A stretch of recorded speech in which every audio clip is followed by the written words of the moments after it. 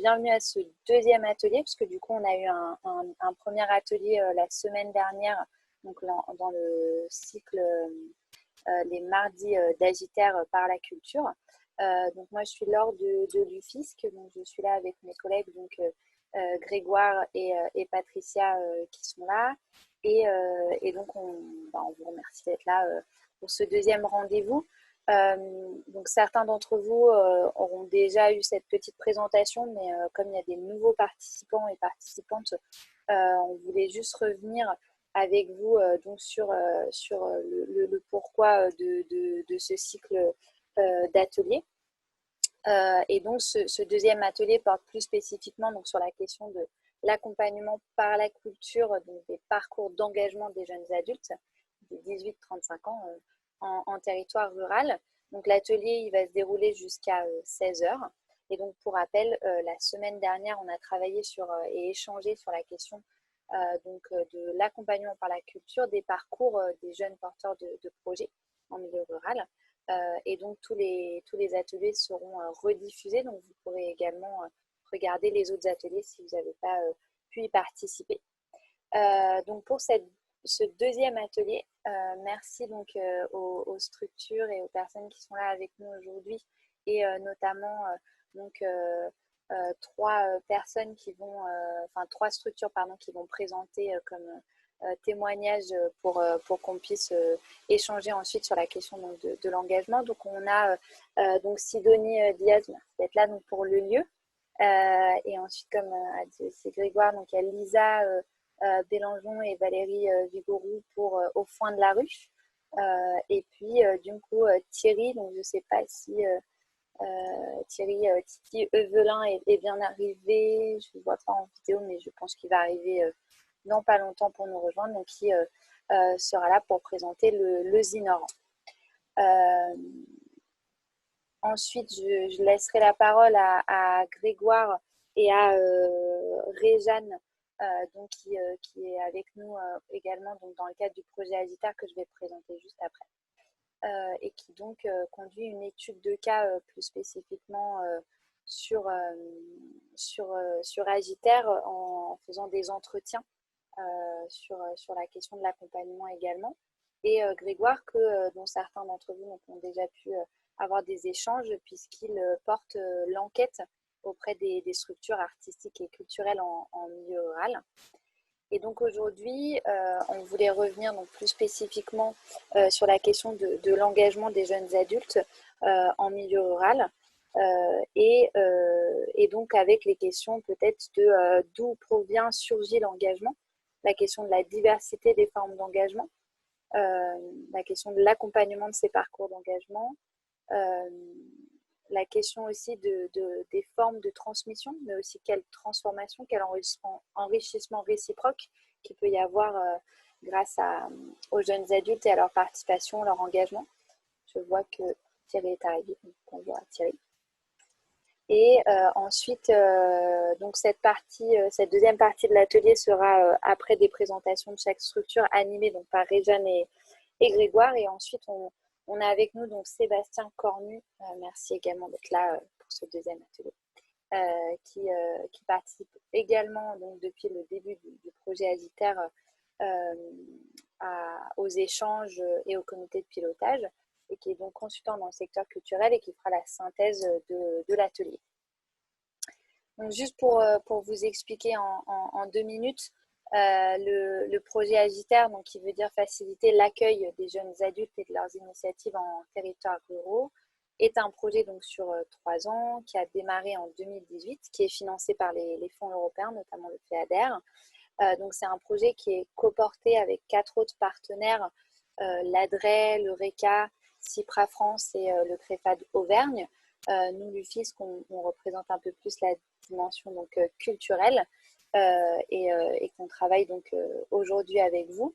Je ne vais pas rentrer dans le détail du projet et des actions qu'on a menées jusqu'ici, juste pour vous dire que donc on a un site internet qui est dédié au projet agitairculture.org, où vous pourrez retrouver donc, toutes les informations, et puis bien entendu on reste à votre disposition si vous souhaitez poser des questions ou échanger sur le projet. Et donc, juste pour revenir sur pourquoi ce cycle des mardis d'Agitaire par la culture, c'est que donc on a travaillé en première année, pardon, plutôt la question euh, et les notions de territoire, de culture et de jeunes.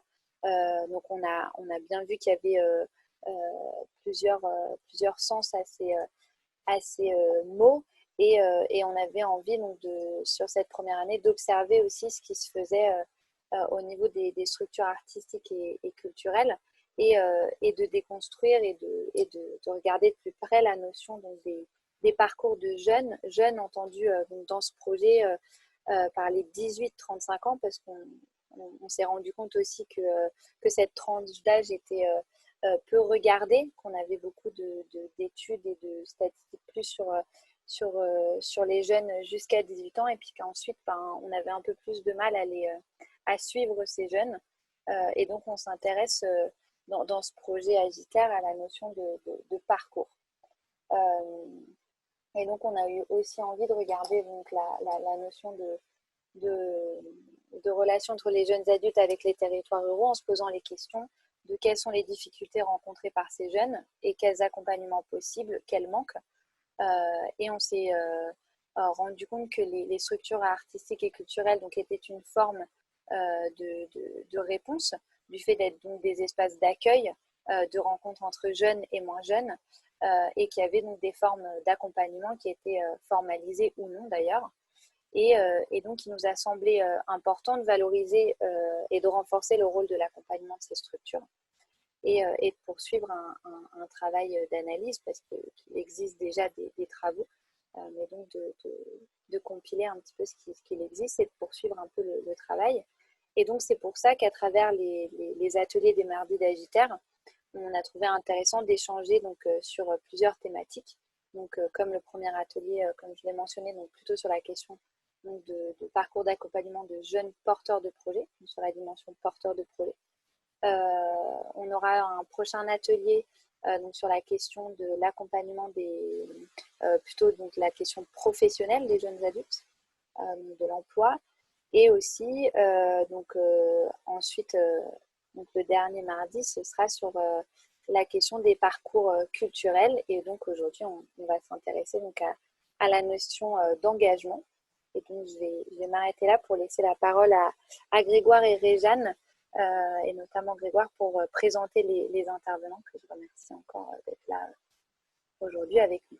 Bonjour à tous, oui, merci Laure pour ton introduction. Effectivement, comme pour chacun des ateliers Agitaire, l'idée c'est d'avoir des échanges vraiment assez libres, hein, de réfléchir collectivement à à la question qui nous rassemble ce jour. Donc n'hésitez pas à vous signaler via le chat ou en levant la petite main à travers les petits outils en allant dans l'onglet participants. Néanmoins, comme pour chaque atelier, on va tout de même s'appuyer sur le témoignage de structures avec lesquelles on a déjà pu échanger et dont on sait que leur activité, leur projet résonne en tout cas avec les problématiques que nous souhaitons discuter en atelier, en l'occurrence pour aujourd'hui, cette question de l'engagement des jeunes adultes par la culture, à savoir, on entend par engagement, mais on le précisera, l'engagement au sens large, associatif, bénévole, citoyen, voire démocratique ou politique, en tout cas engagement dans la vie de la cité. Donc, on a sollicité pour cet atelier trois structures, enfin, 4 personnes représentant 3 structures qui présentent chacune un peu des formes d'organisation participative et collective assez larges et donc ouverte à une large participation, notamment du public qui nous intéresse, les jeunes adultes, voilà, à travers leur mode de fonctionnement associatif ou en collectif. Donc, je vais leur donner la parole juste après, mais je les présente une nouvelle fois. Nous avons le plaisir du coup d'accueillir pour cette visioconférence Lisa Bélangeon, qui est coordinatrice, et Valérie Vigourou, qui est l'ancienne présidente de l'association Au Foin de la Rue. Voilà, Au Foin de la Rue est un festival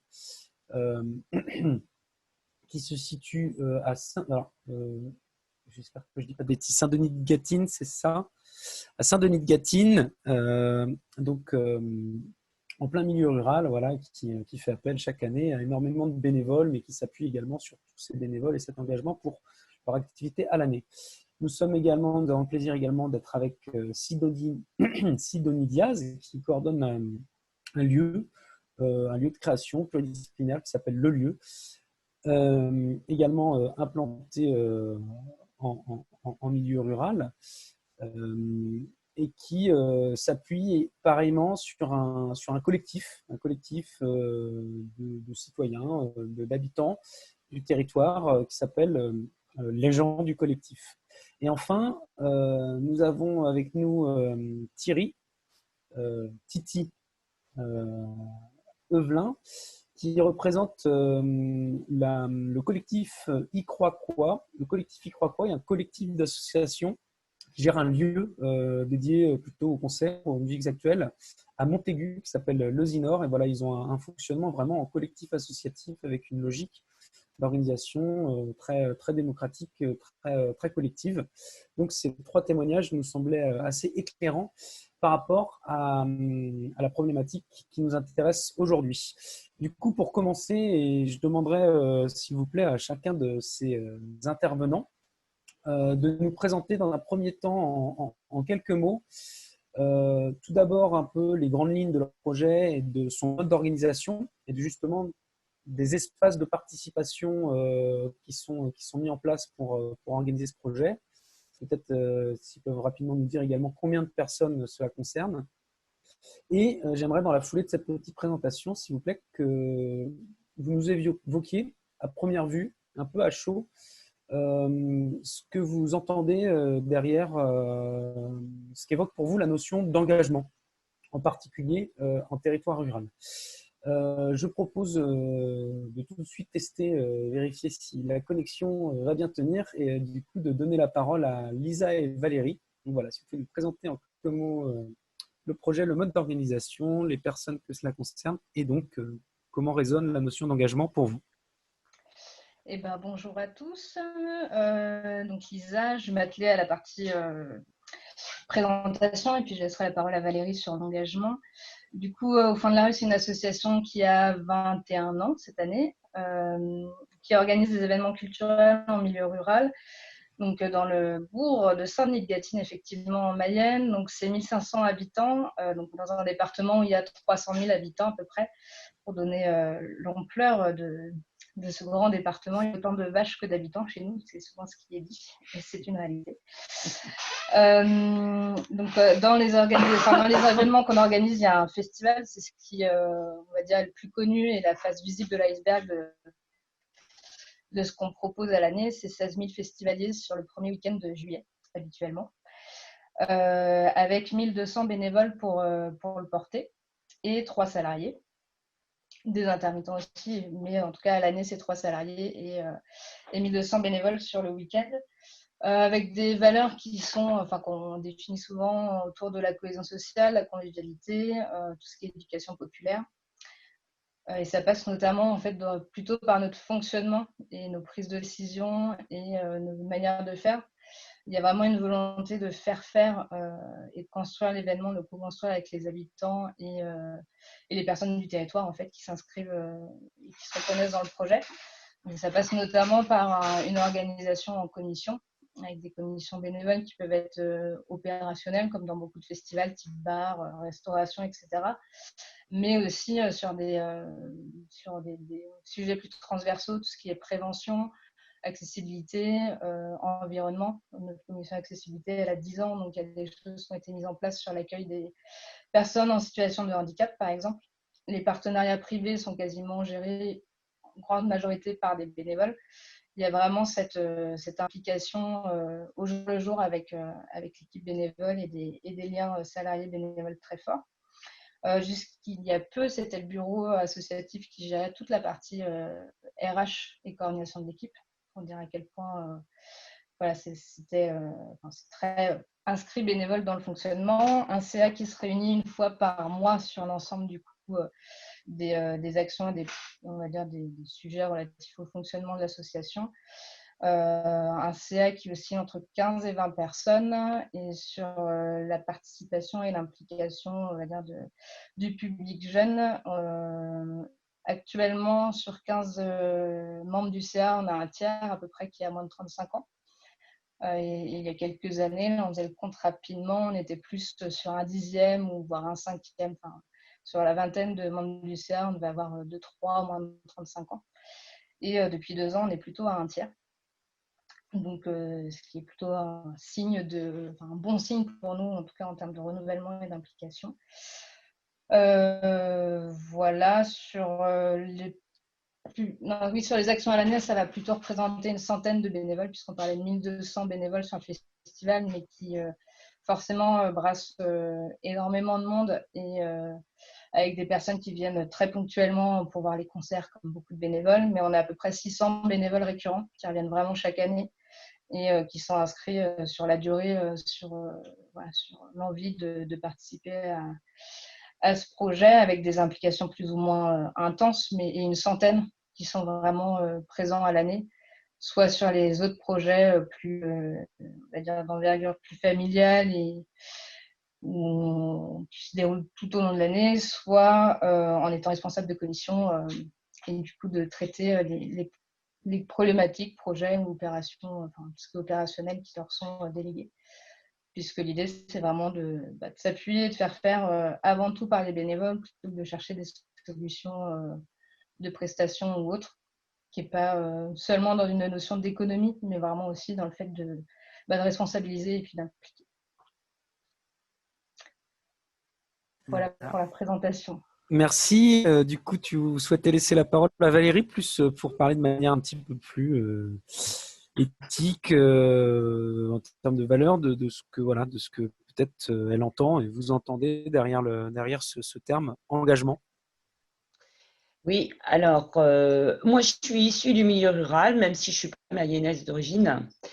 Ici, l'engagement, c'est vraiment cette volonté de faire vivre notre territoire qui est souvent désert. Et à l'origine, ce sont une bande de copains qui ont créé la sauce en se disant, nous, on va faire venir la culture en milieu rural et on est capable. Et ça marche bien, puisque c'est depuis 21 ans, on en arrive à tout ce qu'on met en place. L'idée, alors, et là je parle pour moi, donc ancienne présidente qui a voulu, quand on parle d'impliquer les jeunes, très clairement, j'ai dit que je passerai le relais au bout de 4 ans, avec la volonté de porter les jeunes à la présidence. Et actuellement, nous avons 2 jeunes coprésidents. Donc, je suis assez fière de mon défi. C'est ça l'engagement aussi, c'est d'accompagner. C'est de permettre aussi à ces jeunes adultes d'avoir envie de rester vivre en milieu rural. Et si effectivement on propose des événements de partage et de prise de responsabilité, ça donne envie de rester. Et j'étais en train de noter, j'ai réalisé que François il vient d'acheter une maison. Donc François, qui est notre jeune coprésident, vient d'acheter une maison dans la région. Donc c'est quelqu'un qui va rester, qui va faire vivre notre territoire. Donc c'est génial. Quand on parle d'engagement et comment on peut accompagner ces jeunes adultes, je vais vous parler de mon expérience, puisque moi j'ai commencé ici au Foin il y a 15 ans. Moi je ne suis pas à l'origine, par connaissance, c'est des copains qui m'ont fait venir en fait. Et j'ai pris rapidement les responsabilités de tout ce qui était prévention et réduction des risques en milieu festif. Donc c'est un dispositif qu'on met en place au niveau du festival. Et moi, j'ai fait le choix, il y a 2 jeunes garçons qui avaient 17 ans, les fils des copines, on veut venir avec toi Valérie. Donc en fait, je les ai formés et ils sont devenus responsables de la commission. Donc j'ai été présente avec eux sur 2 éditions et après, c'est eux qui ont pris la responsabilité de tout le dispositif de A à Z, de le préparer, d'être présent, de coordonner l'équipe bénévole comme partenaire.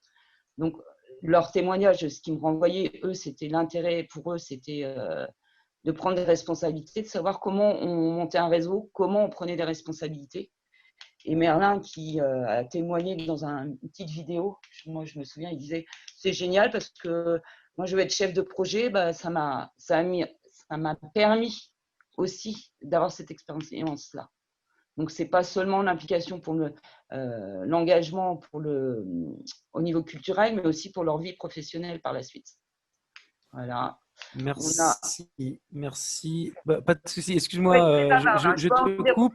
Il y aura, t'inquiète, on a largement le temps. On va pouvoir vraiment développer sur un peu comment fonctionne, notamment se met en place cet accompagnement. Là, l'idée, c'est d'aller quand même sur une petite introduction. Donc, je m'excuse de Oui. t'interrompre. Je vais passer la main aux autres intervenants, mais ne t'en fais pas. On aura très largement l'occasion de poursuivre et d'approfondir sur ce début très, très, très intéressant. Je vais néanmoins cette fois passer la main à Sidonie, Sidonie qui coordonne le lieu. Je ne l'ai pas dit, tout à l'heure. C'est donc un lieu implanté dans le parc naturel régional de la Haute-Vallée de Chevreuse, à Gambais très exactement, à la lisière de la forêt de Rambouillet. Donc Sidonie, même exercice, tu peux nous présenter en quelques mots le projet, les espaces participatifs qu'il permet et comment résonne pour toi le terme d'engagement. Bonjour à tous. Donc, je suis Sidonie Diaz, coordinatrice du lieu, un espace de création donc, qui est situé à Gambais, dans les Yvelines, l'ouest de Paris. Donc, on est en région Île-de-France. Petite présentation rapide du lieu. Moi, ce que j'aime bien faire pour présenter le lieu, c'est faire un petit retour historique pour bien comprendre comment ça s'est créé, parce qu'en fait, c'est pas si vieux que ça. Le lieu, il est ouvert en 2016. Donc avant 2016, il y a une compagnie de théâtre en espace public qui s'appelle la Compagnie Les Fugaces qui a fait un grand projet un projet dit de territoire.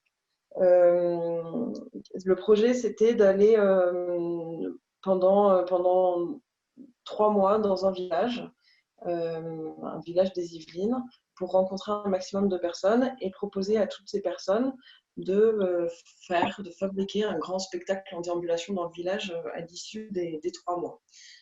L'idée, c'était vraiment de toucher le maximum de personnes dans le village. Il y a eu quatre villages différents, les uns à côté des autres, vraiment sur le même territoire, et ça a très bien fonctionné.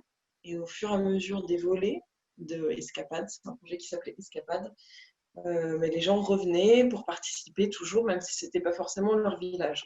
Donc ces 4 volets se sont déroulés sur 2 ans, et donc du coup, au fur et à mesure, avec cet effet boule de neige qui a ramené toujours plus de personnes, et puis toujours les mêmes, et puis des nouveaux, se sont créées des fortes amitiés. Pour vous donner un ordre d'idée, le premier volet, il y avait, je crois, 50 participants, et au dernier, il y en avait 250. Et voilà, donc fortes amitiés et tout ça. Et la compagnie Les Fugaces cherchait à ce moment-là un lieu de stockage pour stocker tous les costumes, décors qu'elles avaient accumulés pendant ces projets. Et elles ont trouvé une vieille bâtisse abandonnée. C'était une maison de retraite abandonnée.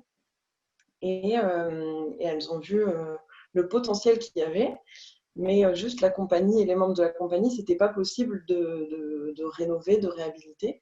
Et du coup, elles ont envoyé un mail à tous les participants des projets Escapade en leur disant mais venez voir ce qu'on a trouvé comme lieu, et peut-être qu'on va pouvoir faire une aventure tous ensemble encore. Donc c'est ce qui s'est passé. En août 2015, il y a eu une grande visite avec plein de personnes de cet espace qui est abandonné depuis 12 ans. Et ils se sont installés à partir de septembre 2015. En fait, il y a eu un chantier d'1 an où tous les week-ends, il y avait une quarantaine de personnes qui se retrouvaient pour réhabiliter avec les moyens du bord, qu'avec de la récup et vraiment pas avec beaucoup d'argent. Il y a une levée de fonds participative qui a permis 2 000 € pour payer de la matière première.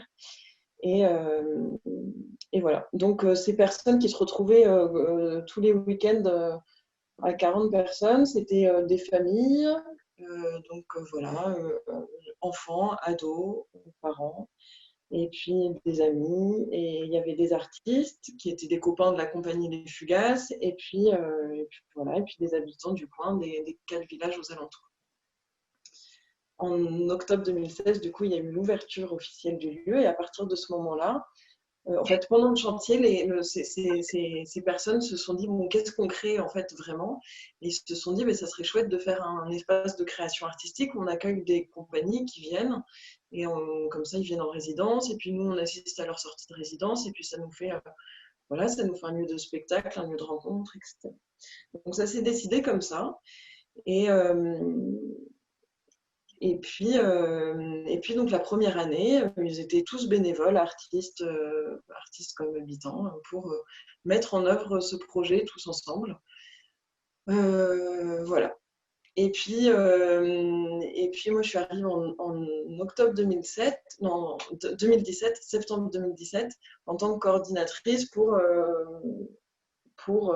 développer un peu les projets un peu plus largement que les murs du lieu et rayonner sur les communes aux alentours et proposer des partenariats avec des communes. Voilà. Et donc aujourd'hui, donc, le lieu a ouvert depuis 4 ans et c'est assez compliqué de donner une définition du lieu parce que je pense que les 35 bénévoles actifs ont chacun leur définition du lieu. On n'a pas, en fait, pendant ces 4 années, ça a été une vraie expérimentation à la fois collective, à la fois artistique, culturelle, territoriale. On a monté chacun des projets avec, en s'écoutant, en écoutant nos envies, voilà, vraiment les envies de chacun. Et puis en essayant de compiler tout ça et puis de donner du sens et de l'enthousiasme à toutes ces envies. Aujourd'hui, je crois qu'on est dans un moment un peu de, comment dire, à la fin d'un cycle où voilà, on a expérimenté pendant 4 ans et là on essaye de regarder ce qui s'est passé pendant 4 ans pour se dire bon, est-ce qu'on délimite un peu plus les objectifs du lieu? Est-ce que voilà. Donc c'est de l'expérimentation encore, hein, et voilà. En gros, l'organisation du lieu aujourd'hui, donc c'est ce collectif, donc le collectif Les gens du lieu, qui est où il y a 35 personnes à peu près, petits et grands. Je dirais qu'il y a à peu près la moitié de jeunes adultes. Et il y a 3 compagnies qui sont associées au lieu. Donc, c'est 3 compagnies avec qui ont leur bureau au lieu, 3 compagnies professionnelles avec qui on développe des projets de territoire, vraiment sur tout le territoire, et beaucoup pour des lycées, enfin, pour plein de structures différentes. Et puis, on est 2 salariés, une coordinatrice, une administratrice, et puis ensuite pas mal d'intermittents qui gravitent au fur et à mesure des projets. Voilà, et puis en quelques mots, est-ce que je peux rajouter, enfin ce que je peux dire en tout cas sur la notion d'engagement. La notion d'engagement pour moi, elle est multiple, mais je pense que ce qui est le plus important pour moi, c'est de me dire que chacun a sa définition de l'engagement et il faut prendre ça en compte, quoi. C'est juste que on peut s'engager à partir du moment où chacun fait sa définition lui-même, un engagement qui prend du sens par rapport à son individu, à ce qu'il est, ce qu'il a envie, ce qu'il a besoin. Et voilà, et du coup, savoir, enfin, moi en tant que coordinatrice en tout cas, c'est savoir écouter toutes ces sortes d'engagements possibles et inimaginables. Voilà, en quelques mots. Merci Sidonie. Pareil, on approfondira sur plein de questions par la suite, mais pour l'instant, je passe la main et la parole plus exactement à Thierry, qui va nous présenter donc en quelques mots ce lieu, le Zinor à Montaigu, ce collectif, le collectif Y Croit Quoi, collectif associatif qui gère collectivement ce lieu et un petit peu voilà, les espaces, les modes d'organisation de ce projet, et puis peut-être aussi également comment lui perçoit à travers son regard et son expérience cette notion d'engagement. Thierry, c'est à toi, je te remercie. Bonjour tout le monde, donc voilà, Titi, bienvenue au Zinor, on est dans un petit bureau. Donc voilà, le collectif Y Croit Quoi et le Zinor à Montaigu. Le Zinor, en fait, c'est une petite salle de concert de 220 places avec un grand jardin, avec aussi un lieu de vie associatif partagé avec à peu près une quinzaine d'associations en fonction des années qui font partie de ce collectif. et qui le font vivre, justement, on en parlera un petit peu après. Il y a aussi autour des locaux et du lieu qu'on gère avec le collectif un local de répétition associatif. Il y a derrière tout ça aussi, bien sûr, bon, tout un fonctionnement associatif et surtout une mutualisation, une espèce de coopérative technique très, très importante pour la mise en œuvre de tous les événements culturels qui sont principalement concerts, mais qui peuvent être aussi spectacles de rue et autres installations, performances, toutes ces choses-là, qui fait aussi la force du collectif dans sa, comme je disais, la mutualisation et puis le partage des richesses et des valeurs qu'on a derrière. Alors, Montaigu est une petite ville située entre Nantes, La Roche-sur-Yon et Cholet, à environ 35 km de chacune de ces agglos. C'est la porte nord de la Vendée, comme je te dis souvent, et je le rappelle bien, qui était d'ailleurs le bastion de Philippe de Villiers, et oui, il faut quand même le rappeler, puisqu'il a été élu cantonal de Montaigu pendant 22 ans. Donc, on reviendra là-dessus, ou pas, d'ailleurs. C'est une ville qui, à la base, fait 5000 habitants, et c'est là où je reprécise un peu, parce qu'on en a déjà parlé avec Greg, sur cette notion de ruralité, sur des villes comme les nôtres. Je connais un peu Saint-Nicolas-de-Gâtine pour traîner mes basques un peu dans la Mayenne de temps en temps. Nous, c'est vrai qu'on est sur un bassin de population qui est en pleine mutation depuis pas mal d'années, que ce soit l'économie, mais aussi au niveau de la population, tout simplement, puisque là, on vient de passer sur la nouvelle commune. Donc, ils ont regroupé 4 communes. On est 20 000 habitants maintenant sur Montaigu-Vendée. Donc, voilà, on passe du milieu rural, d'une petite ville de 5 000 habitants à 20 000 en regroupement. Mais on a une communauté de communes aussi qui se développe beaucoup. Donc, c'est cette notion-là aussi, on en reparlera certainement tout à l'heure, c'est qu'à un moment donné, là où on place la ruralité, voilà, le côté urbain, le rurbain, comme on en avait parlé un petit peu avec Greg.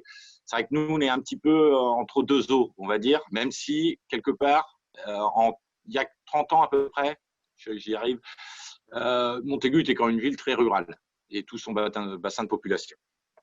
Alors, justement, revenir un petit peu sur l'histoire ici, ce qui s'est passé, c'est qu'en 1991, il y a une bande de potes qui ont monté une association qui s'appelle Arsenic, qui existe toujours, qui va donc fêter ses 30 ans l'année prochaine, qui était, on va dire, constituée de passionnés de musique, mais aussi d'animateurs. Et ça a fait toute la force en fait de cette dynamique, puisqu'on a croisé en fait, on va dire, le savoir-faire, l'expérience d'animateurs militants, et aussi de musiciens ou techniciens ou de passionnés de musique militants. Et ça a amené en fait toute cette dynamique dès le début, donc beaucoup orienté autour des concerts, mais pas que. Et ça a tout de suite, à travers la transmission et même l'engagement des grands frères avec les petits frères, transmis des valeurs. Et si on est encore Montaigu, c'est vraiment autour de cette notion-là. C'est pour ça que quelque part, quand Greg m'a appelé autour de cet atelier, tout de suite, ça a parlé beaucoup à tous mes collègues du collectif et à moi-même d'ailleurs, puisque j'étais là en 91 et je suis encore là. Et du coup, voilà, sur cette histoire, il y a eu pas mal de militantisme, puisque la culture, on va dire, rock'n'roll de l'époque, puisqu'on n'utilisait pas le mot musique actuelle, était très mal perçue, notamment de la part de notre cher Philippe de Villiers, mais pas que. Donc, du coup, il y avait voilà, cette reconnaissance à conquérir quelque part, qui a été très, très longue, en fait. Donc, en 1998, cette asso Arsenic avait fait des petits frères, et on s'était retrouvé à 8 associations à créer ce collectif Il croit quoi. Local de répétition, association de production pour des groupes de musique, collectif techno, Arsenic toujours dans la place. Et du coup, le but du jeu de ce collectif, c'était de se réunir autour d'une même table, de partager nos valeurs, sachant qu'on était tous déjà très, très imbriqués, et de revendiquer nos pratiques. Donc, revendiquer nos pratiques, c'était la local de répétition, puisqu'on avait des gros soucis avec notre local de répétition en direct avec la municipalité, et sur l'organisation des manifestations. On allait même plus loin, puisque ça faisait déjà à peu près 8 ans qu'il y avait énormément d'activités musicales et publiques, et de concerts et de festivals et des choses assez chouettes qui se créaient. C'était d'ouvrir un lieu dédié à ces pratiques. Donc voilà, dès 98, c'était assez ancré dans les objectifs du collectif. C'était vraiment la création d'un lieu de vie et d'un lieu culturel. Ça n'a pas été gagné d'entrée de jeu, vous imaginez bien. Manifestations, pétitions, concerts Campo, enfin toutes ces choses-là. 2002, gros clash politique, puisqu'en 2001, on a eu la bonne idée, c'était de monter une liste électorale. Enfin, certains des acteurs associatifs militants ont monté une liste électorale. Ça s'est bien passé en interne du collectif, mais pas du tout avec le monde politique et même, je dirais, qu'avec la population. Mais ça a eu le mérite de casser, on va dire, les codes et les mœurs. Et on a fait quand même 14,5% au premier tour, ce qui était l'équivalent un tout petit peu plus que les motivés de Toulouse à l'époque, hein, quand ils avaient monté leur liste à la même période. Et du coup, voilà, ça avait un poids. On ne s'en rendait pas compte. Voilà, ça mélangeait beaucoup de choses. C'était assez compliqué. On avait pas mal de groupes de musique aussi à Montaigu qui rayonnaient un petit peu dans la région et hors région même. Et du coup, voilà, c'était un des points, je dirais, assez importants parce que ça montrait jusqu'où on pouvait aller, l'engagement, il est où. Voilà, on est là pour militer sur de la culture, mais à un moment donné, ben, voilà, là, il y a un positionnement politique qui se passe. Je vais faire vite parce que ça peut être très, très long. Alors, il y a eu des moments de haut et de bas dans cette histoire de collectif, toujours pas de lieu, changement politique.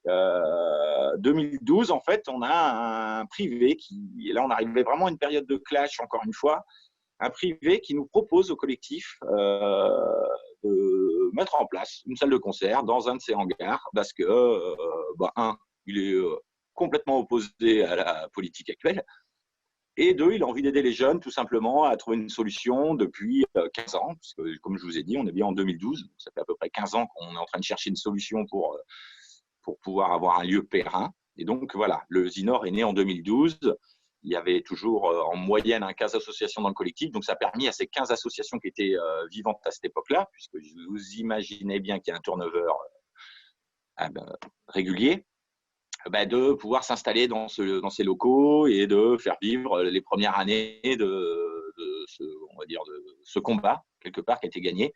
Et avec les hauts et les bas, encore une fois. Mais voilà, on y est encore.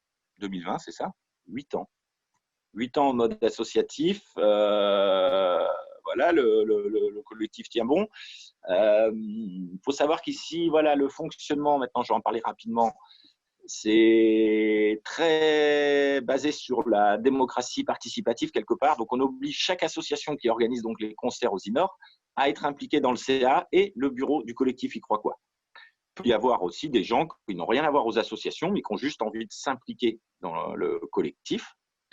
Et du coup, c'est cette dynamique qui fait vivre le projet depuis 91, puisque c'est des valeurs qui étaient en place déjà à l'époque, mais qu'on a tout le temps réinsérées dans le projet, en mettant en place quand même une équipe de salariés à travers notamment les emplois aidés à une période, un peu d'intermittents, mais plus du tout d'emplois aidés depuis 3 ans, puisque ça, voilà, avec les mesures qui sont passées il y a 3 ans, ça a été très compliqué. On a vécu un clash aussi à l'intérieur du Zinor, un clash, on peut l'appeler clash, en interne sur le fonctionnement, mais aussi sur la gestion, on va dire, financière et au niveau du projet qui était en cours. Et du coup, on a remis là, le projet sur les rails, tant bien que mal. Et à l'heure actuelle, il faut savoir qu'il y a 3 régisseurs en fait, qui font vivre, on va dire, la permanence du lieu.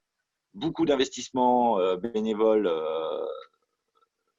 des bénévoles, justement, hein, des adhérents des différentes associations. Et c'est là où, quelque part, nous, ça nous intéressait beaucoup aussi, c'était d'échanger sur ces manières de gérer des projets en milieu ruraux on n'en a pas parlé du tout, hein, très peu de gens en ont parlé, mais qui, au niveau, on va dire, subvention, aide et budget, sont quand même limités. Et c'est vrai que c'est des difficultés qu'on retrouve. Après, j'ai beaucoup aimé, Valérie, ce que tu disais sur tout ce que tu as dit, parce que j'ai retrouvé beaucoup de choses liées au collectif dans ton intervention par rapport aux liens en milieu rural, voilà, cette transmission, ces engagements. Et ça, c'est vraiment pour nous, ce militantisme en milieu rural pour amener la culture, entre guillemets, pour tous, la démocratisation, enfin, toutes ces valeurs-là qui on va dire, très importantes. C'est des choses qu'on essaye de transmettre en intergénérationnel. Et c'est vrai que depuis 91, on se retrouve à voir les enfants des fondateurs des premières associations qui s'impliquent dans le collectif. Et de la même manière que tu l'as dit tout à l'heure, quelque part, ça, c'est entre guillemets une victoire, dans le sens où on arrive à transmettre ces choses-là, cette passion, ces modes de gestion, ces volontés, ces savoir-faire. C'est aussi accompagnement à la professionnalisation pour certains, parce qu'il y en a quand même quelques-uns qui sont tellement passionnés. Il y a quelques possibilités autour de chez nous de se former et puis surtout de travailler tout simplement et voilà, de devenir d'aller plus loin au niveau professionnel ou tout simplement de rester bénévole parce qu'il y en a certains, c'est leur choix. Ils font autre chose et ils veulent être militants avant tout et jouer dans le do it yourself. Voilà. Merci beaucoup Thierry. Avant de lancer des questionnements un peu thématiques, j'interpelle quand même les participants. Peut-être certains d'entre vous ont envie de réagir à cette notion, à ce terme d'engagement. Est-ce que parmi vous, il y en a au-delà de ce qui a pu déjà être dit par les uns et les autres de nos intervenants, est-ce que pour vous ça renvoie à d'autres choses, à des choses qui vous tiennent à cœur ou autres pour vous, cette notion d'engagement, qu'est-ce qu'elle représente? Nous, ce qu'on n'en a pas parlé finalement, et avant de commencer, on faisait le point aussi sur le côté inconscient. Enfin, Tiki parlait de militantisme et ce genre de choses. Et j'ai reconnu pas mal d'histoires de plein de lieux de musique actuelle finalement sur un peu le montage de ce qu'on appelle maintenant musique actuelle, sur vraiment le côté politique et militant du départ. Et nous, au fond, enfin voilà, tu m'arrêtes si je me trompe, mais on le sent moins. Enfin, il y a moins ce côté militant lié à un style artistique, on va dire, qui n'était pas reconnu. Il y a plus vraiment le côté territoire rural, justement. Et il est beaucoup plus prégnant chez nous.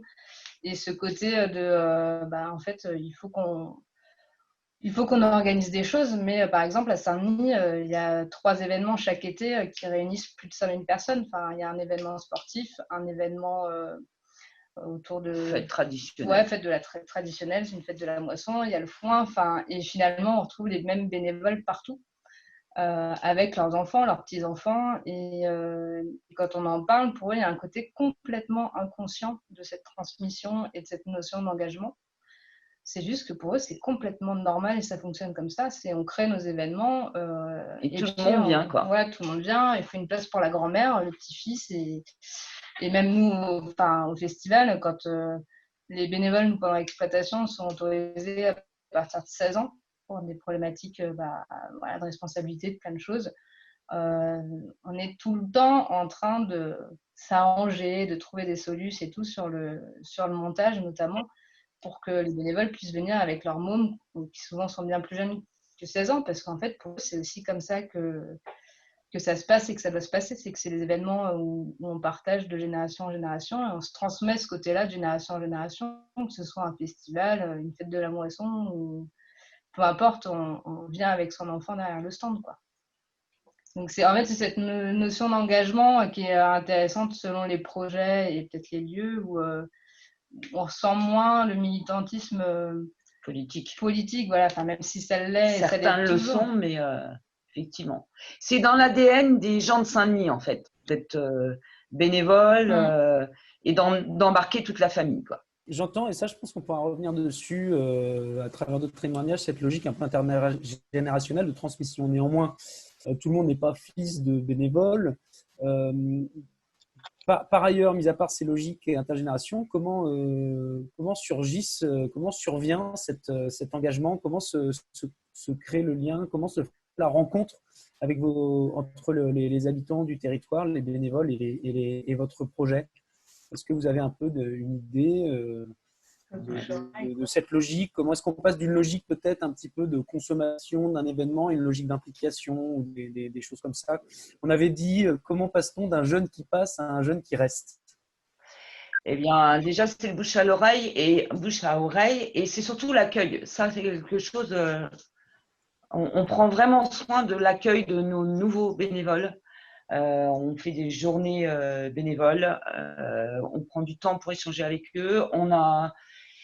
C'est vrai qu'on a des permanents, mais on a aussi l'équipe qui s'étoffe au fur et à mesure avec des services civiques qui sont dédiés justement à la vie associative pour veiller à, effectivement, quand il y a une nouvelle personne, de pouvoir l'accueillir, de pouvoir discuter de ses intérêts, essayer d'expliquer ce qui se fait dans l'asso. Je pense que c'est le contact humain, c'est ça aussi qui fait que les personnes restent pour ensuite monter peut-être en responsabilité par la suite. Parce que la volonté, c'est de permettre à ce que la personne qui arrive, elle vient avec ce qu'elle a envie de faire. On voit ce qu'on peut construire ensemble pour ensuite, par la suite, peut-être prendre le relais. Je vous donnais l'exemple là pour les gars de la Prève, mais on a eu la même chose avec… on a un espace CHAP, les jeunes, ils sont arrivés, comme ils disent, en couche-culotte dans l'association et maintenant, ils sont coprésidents, quoi. Voilà. Donc, c'est aussi l'accompagnement, la convivialité. Je pense que c'est vraiment la pierre angulaire, quoi. Puis la multitude des formats, en fait, le fait qu'on n'ait pas que le festival, puisque sur le festival, on n'a absolument pas le temps, cette notion d'accueil, pour le coup, si on est très basique, comme n'importe quel événement de cette taille-là, on accueille nos bénévoles, un Algeco, on leur donne un bracelet, et puis voilà, c'est pas le moment où on est le plus… même si dans le festival, l'ambiance entre bénévoles est chouette et se passe bien, mais on va dire le temps d'accueil, il est réduit. Par contre, tout au long de l'année, il y a des événements où il n'y a qu'une dizaine de bénévoles qui sont porteurs de l'événement. Il y a des temps des temps de vie associative, que ce soit autour du rangement de bâtiments de déco ou de la construction de la déco. Ou de la construction de la déco ou de la vie asso au sens vraiment l'AG, c'est une journée consacrée entièrement à l'association, à des ateliers de réflexion autour de ce qu'on met en place, de pourquoi, etc., avec un spectacle l'après-midi et une fête le soir. Enfin, on a plein d'événements multiples dans l'année qui, par contre, permettent justement aux gens d'arriver et de prendre plus le temps, de connaître aussi et de vraiment rencontrer, ce qui fait que quand ils arrivent au festival, ils connaissent déjà un peu. Et ils ne sont pas tous fils d'eux, etc. Mais encore une fois, on le disait tout à l'heure, on a un tout petit département. Donc, en fait, à un moment donné, on se rend compte que ça va vite. Moi, je suis arrivée il y a 3 ans, on rigole souvent là-dessus, mais la Mayenne, tout le monde est cousin. Il y a un moment donné, il y a donc, ça. Consanguinité. C'est que les copains des copains, à partir du moment où sur ne serait-ce que 15-20 familles avec l'ensemble des générations, chacun ramène ses amis, ses potes, voilà. En fait, très vite, ce cercle, il s'agrandit assez naturellement. Et il y a cette sensation-là au fond sur le festival, tout le monde le dit, c'est vraiment, il y a un côté très familial. Et pour ceux qui restent, justement, c'est quelque part, ils arrivent à s'inclure dans cette famille, ils se sentent adoptés. Pour ceux qui passent, la plupart, c'est qu'ils sont venus uniquement sur le temps du festival.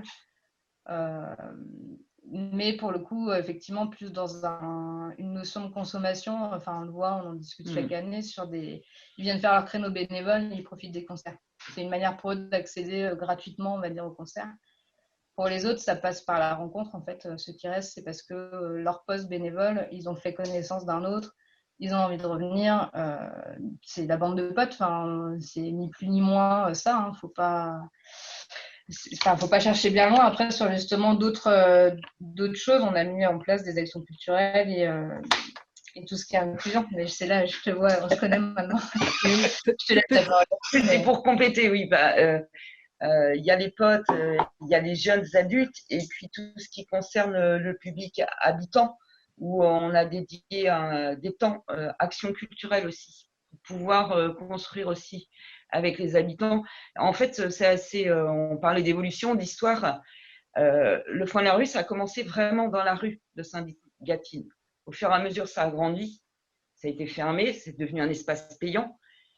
Et après, on a réévolué aussi sur un temps gratuit, ce qu'on appelle l'étang, où là, ce moment-là aussi était dédié à l'aboutissement de projets avec les habitants, avec d'autres structures. Donc là, on a dédié un temps salarié par rapport à ça. Quand on parle du maillage, on a fait aussi visite tout public pour permettre… ma collègue me fait, oui, le sage, oui, une visite tout public sur le site pour permettre aux habitants de comprendre aussi tout le travail qui était fait, parce qu'il y avait cette crainte-là. Oui, là, quand il y a cette foule qui débarque ici à Saint-Denis, il n'y avait pas que des gens qui étaient favorables à ce projet-là, et ça a aussi dénoué des choses, et du coup, les habitants se sont appropriés aussi tout le projet, qu'ils méconnaissaient en fait. Et comme effectivement, on a des projets différents. On a une structure qui s'appelle le SAGE. C'est des jeunes qui sont confiés à l'ASE, qui ont fait un projet d'éco sur le site. Donc ça, c'est le travail à l'année. Ils sont venus à l'année travailler avec d'autres bénévoles pour construire un projet qui a été accessible à tout festivalier. Je ne sais pas si je réponds un petit peu aux questions. Merci beaucoup. Je suis un service, Merci beaucoup. Merci beaucoup Valérie. Si, peut-être qu'on va maintenant repasser la parole à Sidonie, puisque que ce soit le Zinor ou le Foin, donc vous avez de l'expérience, beaucoup de recul par rapport à tout ce qui s'est passé. Peut-être que pour revenir, le lieu qui a émergé depuis moins de 5 ans. Donc, au départ, tu as bien raconté, Sidonie, que c'était des escapades, des temps conviviaux, de plaisir et puis de programmation artistique. Et qu'est-ce qui fait qu'à un moment donné, pendant une année, une quarantaine de personnes s'est retrouvées à faire un chantier, à bricoler, c'est-à-dire c'était quelque chose quand même de peut-être plus fastidieux. Est-ce que c'était la perspective d'avoir un lieu, le fait de pouvoir finalement s'installer quelque part? Est-ce que c'était parce que vraiment il n'y avait rien du tout sur le territoire et il y avait comme une sorte d'urgence à agir? Et qu'est-ce qui fait que des jeunes ont réussi à s'agréger à cette dynamique? Pourquoi, je vous mets les pieds un peu dans le plat, mais pourquoi ils ne voulaient pas sortir à Paris? Il y a beaucoup plus d'offres. Qu'est-ce qui fait qu'ils ont voulu s'installer, enfin en tout cas vous participer dans la durée et pas seulement venir voir un spectacle dans la vallée de Chevreuse? C'est une très bonne question et j'imagine que si je posais la question à toutes ces 40 personnes, chacun aurait une réponse différente parce que je pense que chacun y voyait dans cette aventure aussi une opportunité en fait différente quoi, par rapport à ce qu'il vivait. J'ai déjà des réponses parce que je suis très curieuse et que je parle avec tous ces gens, bien entendu. Mais du coup, voilà, il y en a qui voyaient une opportunité de créer un nouveau lien aussi avec leur famille. Par exemple, voilà, il y a une famille, ils sont 5, il y a les 2 parents et les 3 enfants. Ils ont eu l'opportunité, grâce au lieu, de pouvoir avoir une activité vraiment tous ensemble, qui les rassemble et ça leur permet de se connaître aussi différemment. Voilà, dans Alors, le faire ensemble, dans le... ces Ouais. parents, c'est des personnes qui sont autour de la trentaine, c'est ça? C'est des jeunes parents? Ceux-là, non, mais maintenant, il y a des nouveaux jeunes parents qui n'étaient pas parents au début et puis voilà, qui créent aussi, qui ont trouvé aussi leur confort de vie avec l'aventure du lieu à proximité de chez eux, quoi. Et puis sinon, voilà, sinon il y a d'autres opportunités. C'est aussi je pense qu'il y en a pas mal qui se sont imaginés dans le lieu une possibilité enfin, un tremplin professionnel aussi, du réseau professionnel parce que ils étaient artistes, que tout d'un coup il y avait cet espace qui se créait. Voilà, il y avait je pense que plein d'opportunités différentes.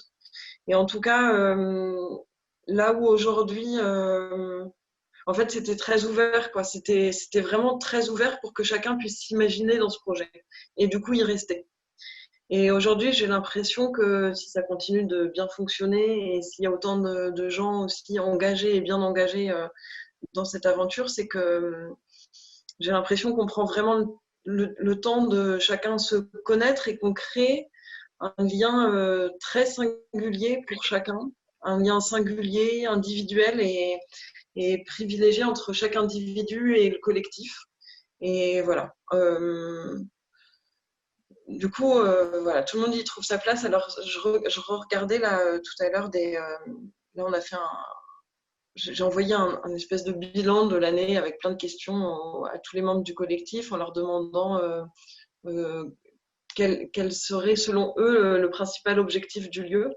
Et c'est assez réjouissant de voir toutes ces réponses différentes.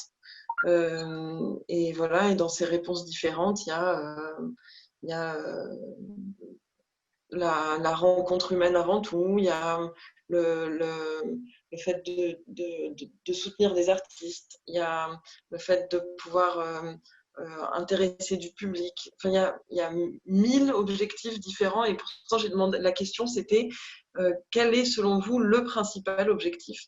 Et voilà. Et en fait,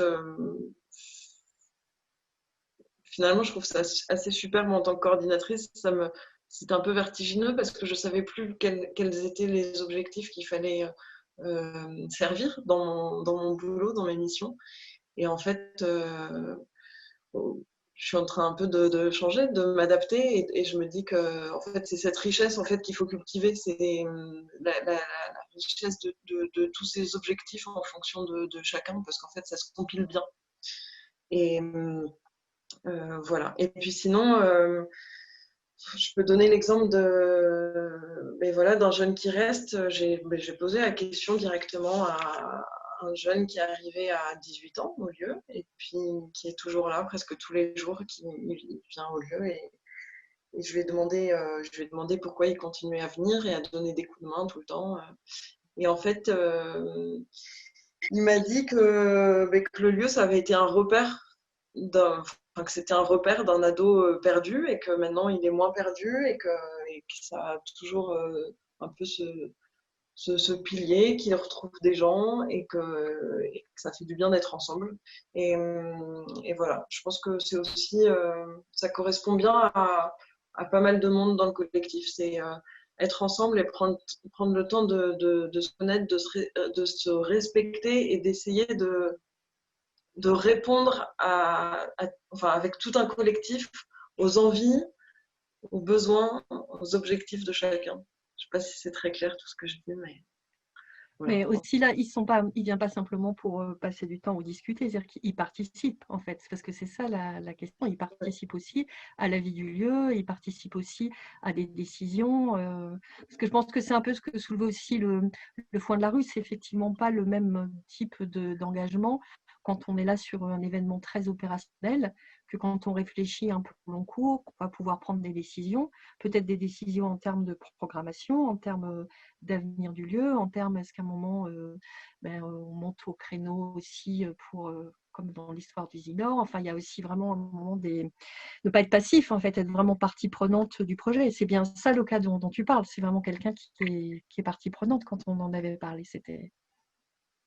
Ouais, tout à fait. Tout à fait. C'est tout le monde est actif. Enfin, c'est vraiment là, je parle bien ce qu'on appelle les bénévoles actifs, et hyper actifs de temps en temps. Et voilà, après, c'est compliqué de décrire chaque forme de participation. Je pense qu'on fait vraiment attention à ça, à toutes les formes de participation possibles. Il y a ceux qui parlent et qui s'engagent et qui défendent des points de vue de qu'est-ce qu'il faut pour le lieu, comment il faut développer, etc. Et puis, il y a ceux qui bricolent, il y a ceux qui cuisinent mais qui ne parlent pas. Et voilà, et en fait, c'est prendre conscience de l'importance de toutes ces participations, et voilà, et les mettre à l'horizontale aussi, quoi. Pas se dire qu'il y a des places plus importantes que d'autres. C'est vraiment trouver l'équilibre collectif dans tout ça. Voilà. Et puis aussi il y a être actif aussi, et aussi donner la possibilité d'être plus passif aussi à des moments donnés, et ne pas et faire comprendre à tout le monde que en fait c'est possible de prendre du recul dans un engagement, prendre le temps du recul et prendre le temps d'aller d'aller ailleurs, de vivre sa vie de famille peut-être beaucoup plus, et puis de revenir à des temps plus privilégiés pour l'engagement associatif, voilà. Mais je pense que c'est important, voilà, que chacun se sente libre de s'engager, de prendre du recul, de revenir, et sans être culpabilisé. Je pense que c'est important de déculpabiliser aussi l'engagement de tout à chacun. Donc, il n'y a pas d'injonction à l'engagement jour et nuit et sans s'arrêter. Donc, tout ça. Et peut-être pour le Zinor, tu peux peut-être nous redire, puisqu'au départ, vous organisiez des concerts, après vous vous êtes retrouvés avec un lieu. Donc un lieu, c'est quand même aussi des responsabilités. Est-ce qu'il y avait un peu des leaders qui assez naturellement auraient pris la main? Parce que du coup, votre niveau de responsabilité, il a changé puisque le lieu est devenu... puisque le lieu est arrivé. Comment ça se passe, ces phases-là où il y a des décisions à prendre et des décisions qui ont de l'importance? Ouais, c'est exactement ça. Je dirais même déjà sans le lieu. Il y a déjà des responsabilités à apporter quand on crée une manifestation, qu'on fait une pétition, je pense à en 97 par exemple, des choses comme ça, où là on a des grands frères qui étaient positionnés, on suit. Et donc il y avait déjà des leaders.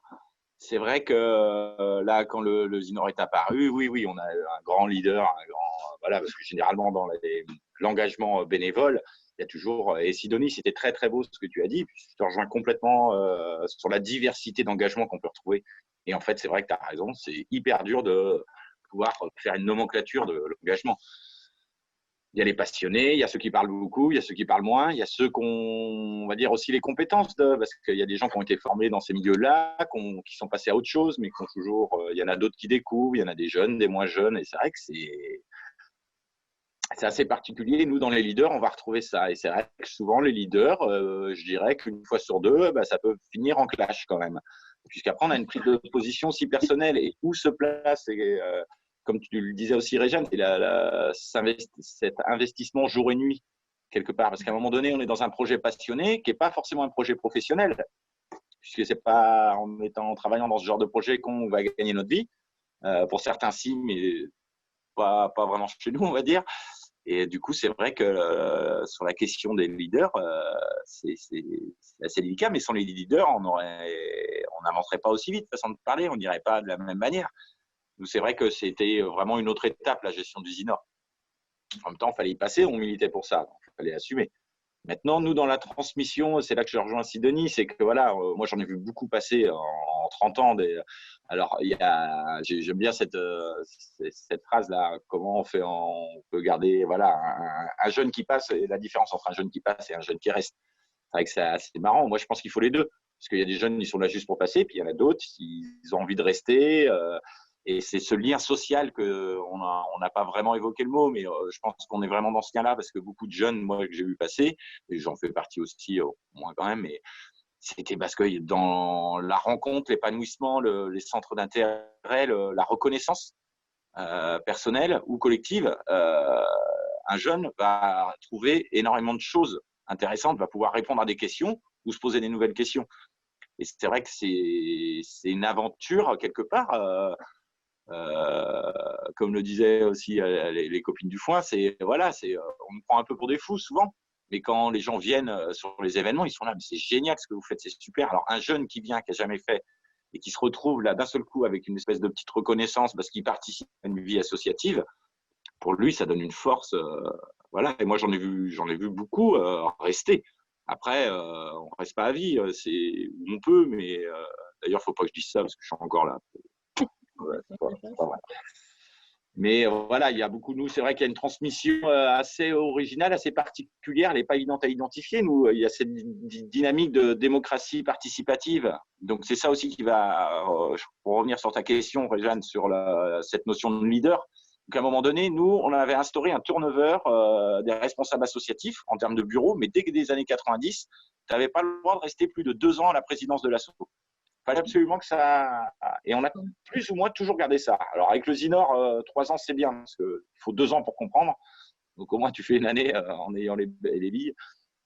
Mais voilà, que le président et le vice-président, enfin le bureau, qui a vraiment un turnover et que ça se transmette. Parce que si on est toujours parti sur ce principe-là, si des gens s'accaparent un peu le bureau, les postes de responsabilité, ça peut mettre en péril la structure ou les fondements sur lesquels on a construit ça. Ce qui n'est pas forcément vrai, parce que je connais beaucoup de lieux où voilà, il y a des gens qui sont en poste depuis longtemps et ça marche très bien aussi. Hein. Après, c'est particulier à chez nous, mais ça permet justement, comme au fond de la rue, de transmettre la présidence de structure à des plus jeunes assez facilement ou d'une manière simple. On a créé aussi, avec l'association Arsenic, qui est la vieille association, l'association mère, au niveau des leaders, voilà, on l'a étouffé. Maintenant, ça c'est une collégiale.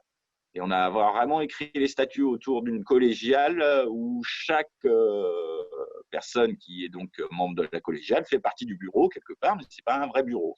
On est tous responsables à la même hauteur et dans l'application. Merci, merci Thierry. Je pense qu'on reviendra un petit peu plus tard sur cette notion de transmission. On approfondira sur ces questions. Mais avant, je voulais refaire un petit tour du côté du foin de la rue, mais pas forcément en m'adressant à Lisa et Valérie, puisqu'on a Johan qui est intervenu sur le chat. en nous disant que c'est justement un ancien ou peut-être encore actuel bénévole du festival Au Foin de la Rue, qui a développé un premier parcours peut-être de bénévole là-dedans, puis qui a bifurqué vers un engagement dans sur un autre territoire pour monter son propre événement. Donc, je trouvais que c'était assez intéressant d'avoir son témoignage de bénévole actif d'un projet déjà installé vers un projet plus propre ou avec un autre groupe de personnes, un nouveau départ, etc. Donc, Johan, je t'en prie, si tu veux un petit peu nous parler de cette expérience et de comment la bascule s'est faite, comment tu as petit à petit fait tes armes pour sentir que c'était le moment de prendre un peu plus de responsabilité. Ça peut être vraiment intéressant. Merci Greg. Du coup, moi, c'est vrai que je suis au foin et j'y suis toujours. Hein. Maintenant, ça fait faire plus d'une dizaine d'années et je suis toujours actif au sein de l'association, malgré que voilà, j'habite près de Rennes et il y a une heure de route à faire. Donc, je participe plus à distance tout au long de l'année. Et c'est vrai que j'y suis arrivé parce que j'ai de la famille qui habite à Saint-Denis-de-Gâtine et qui habite toujours. Donc, du coup, moi, c'est vrai que je suis passé un peu partout dans l'association. J'ai été 4-5 ans au CA au Foin. J'ai été dans la commission communication. Cette année, j'étais dans la nouvelle commission de la programmation. Donc voilà, c'est vrai que j'ai fait un petit peu le tour de l'organisation. Donc ça m'a permis de prendre confiance, notamment pour éventuellement créer un festival près de Rennes. Après, c'est vrai, c'est un coup de chance, on va dire un coup du destin ou pas. Que la mairie a lancé un appel à projet citoyen qui était au début en septembre, non, c'était en juin 2019. Et donc, j'ai participé par tout hasard à une des réunions. Et de là, il y avait plein de projets à droite, à gauche, et de petits projets. Et puis, je me suis dit, mais pourquoi pas faire un festival? Parce que autant réunir tous ces petits projets et créer quelque chose de sympa pour tous. Et donc voilà, c'est de là qu'est parti le projet, qui a été retenu par les votes des citoyens du REU. Et donc on a lancé l'association et puis on a commencé l'organisation du festival qui ne pourra pas avoir lieu cet été, mais voilà. Je pense qu'avec tous les contacts que j'ai avec le Foin et Lisa, on est toujours en contact avec François et tout. Ça me permet aussi d'avoir des contacts et de l'expérience derrière qui me mène à pousser à une création d'un festival. Merci beaucoup pour ce témoignage. Est-ce que quand même que ce soit peut-être pour le Foin de la Rue ou pour le Zinor, dans ces cohabitations de générations, on va dire, il y a quand même des moments ou des choses un peu récurrentes en termes de tensions éventuelles ou pas, vous arrivez à les réguler ou qu'est-ce qui régulièrement peut faire débat? Est-ce qu'il y a des conflits enfin, entre générations de personnes, de bénévoles ou pas Je fais juste un aparté là sur le témoignage de Johan. Qu'on remercie. Qu'on remercie d'être là. C'est cool. Et effectivement, nous, on est toujours contents, c'est de voir aussi les petits que ça fait, en fait, des bénévoles du Foin qui, derrière, soit montrent des choses ou, à l'inverse, des gens qui, maintenant, ont repéré le Foin comme potentiel ressources d'infos ou de matériel. Mais en tout cas, là, on est plus sur de l'accompagnement. Le cas de Johan qui monte son festival et avec qui on échange parce qu'il a des questions très pragmatiques et qu'on partage, on l'a aussi au niveau du territoire et ça c'est aussi intéressant sur du partage de compétences et d'expériences.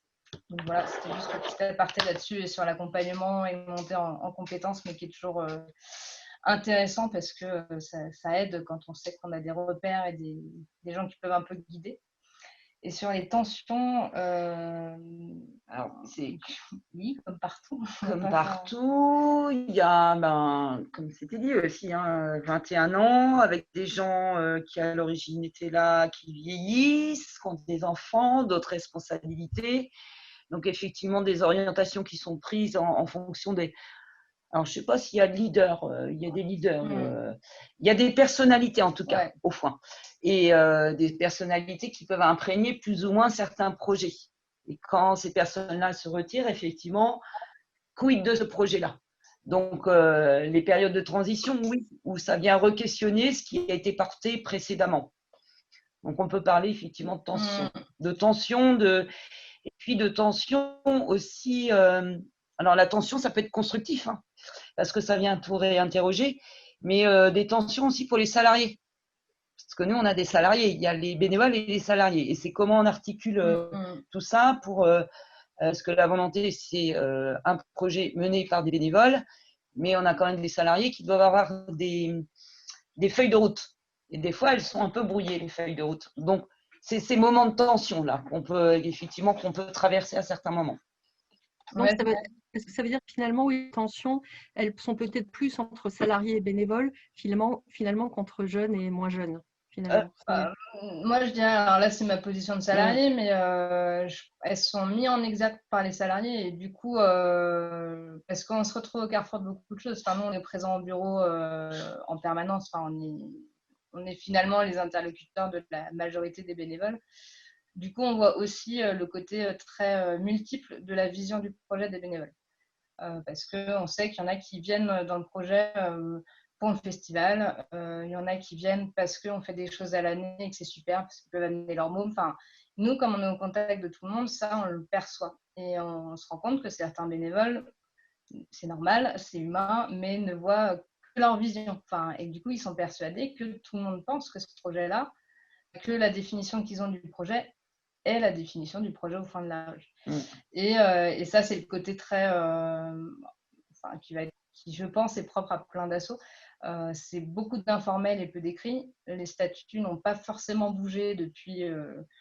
ils sont revus, mais l'objet associatif, je ne sais pas depuis quand il est inscrit au statut. Je ne sais même pas s'il a été réécrit un jour.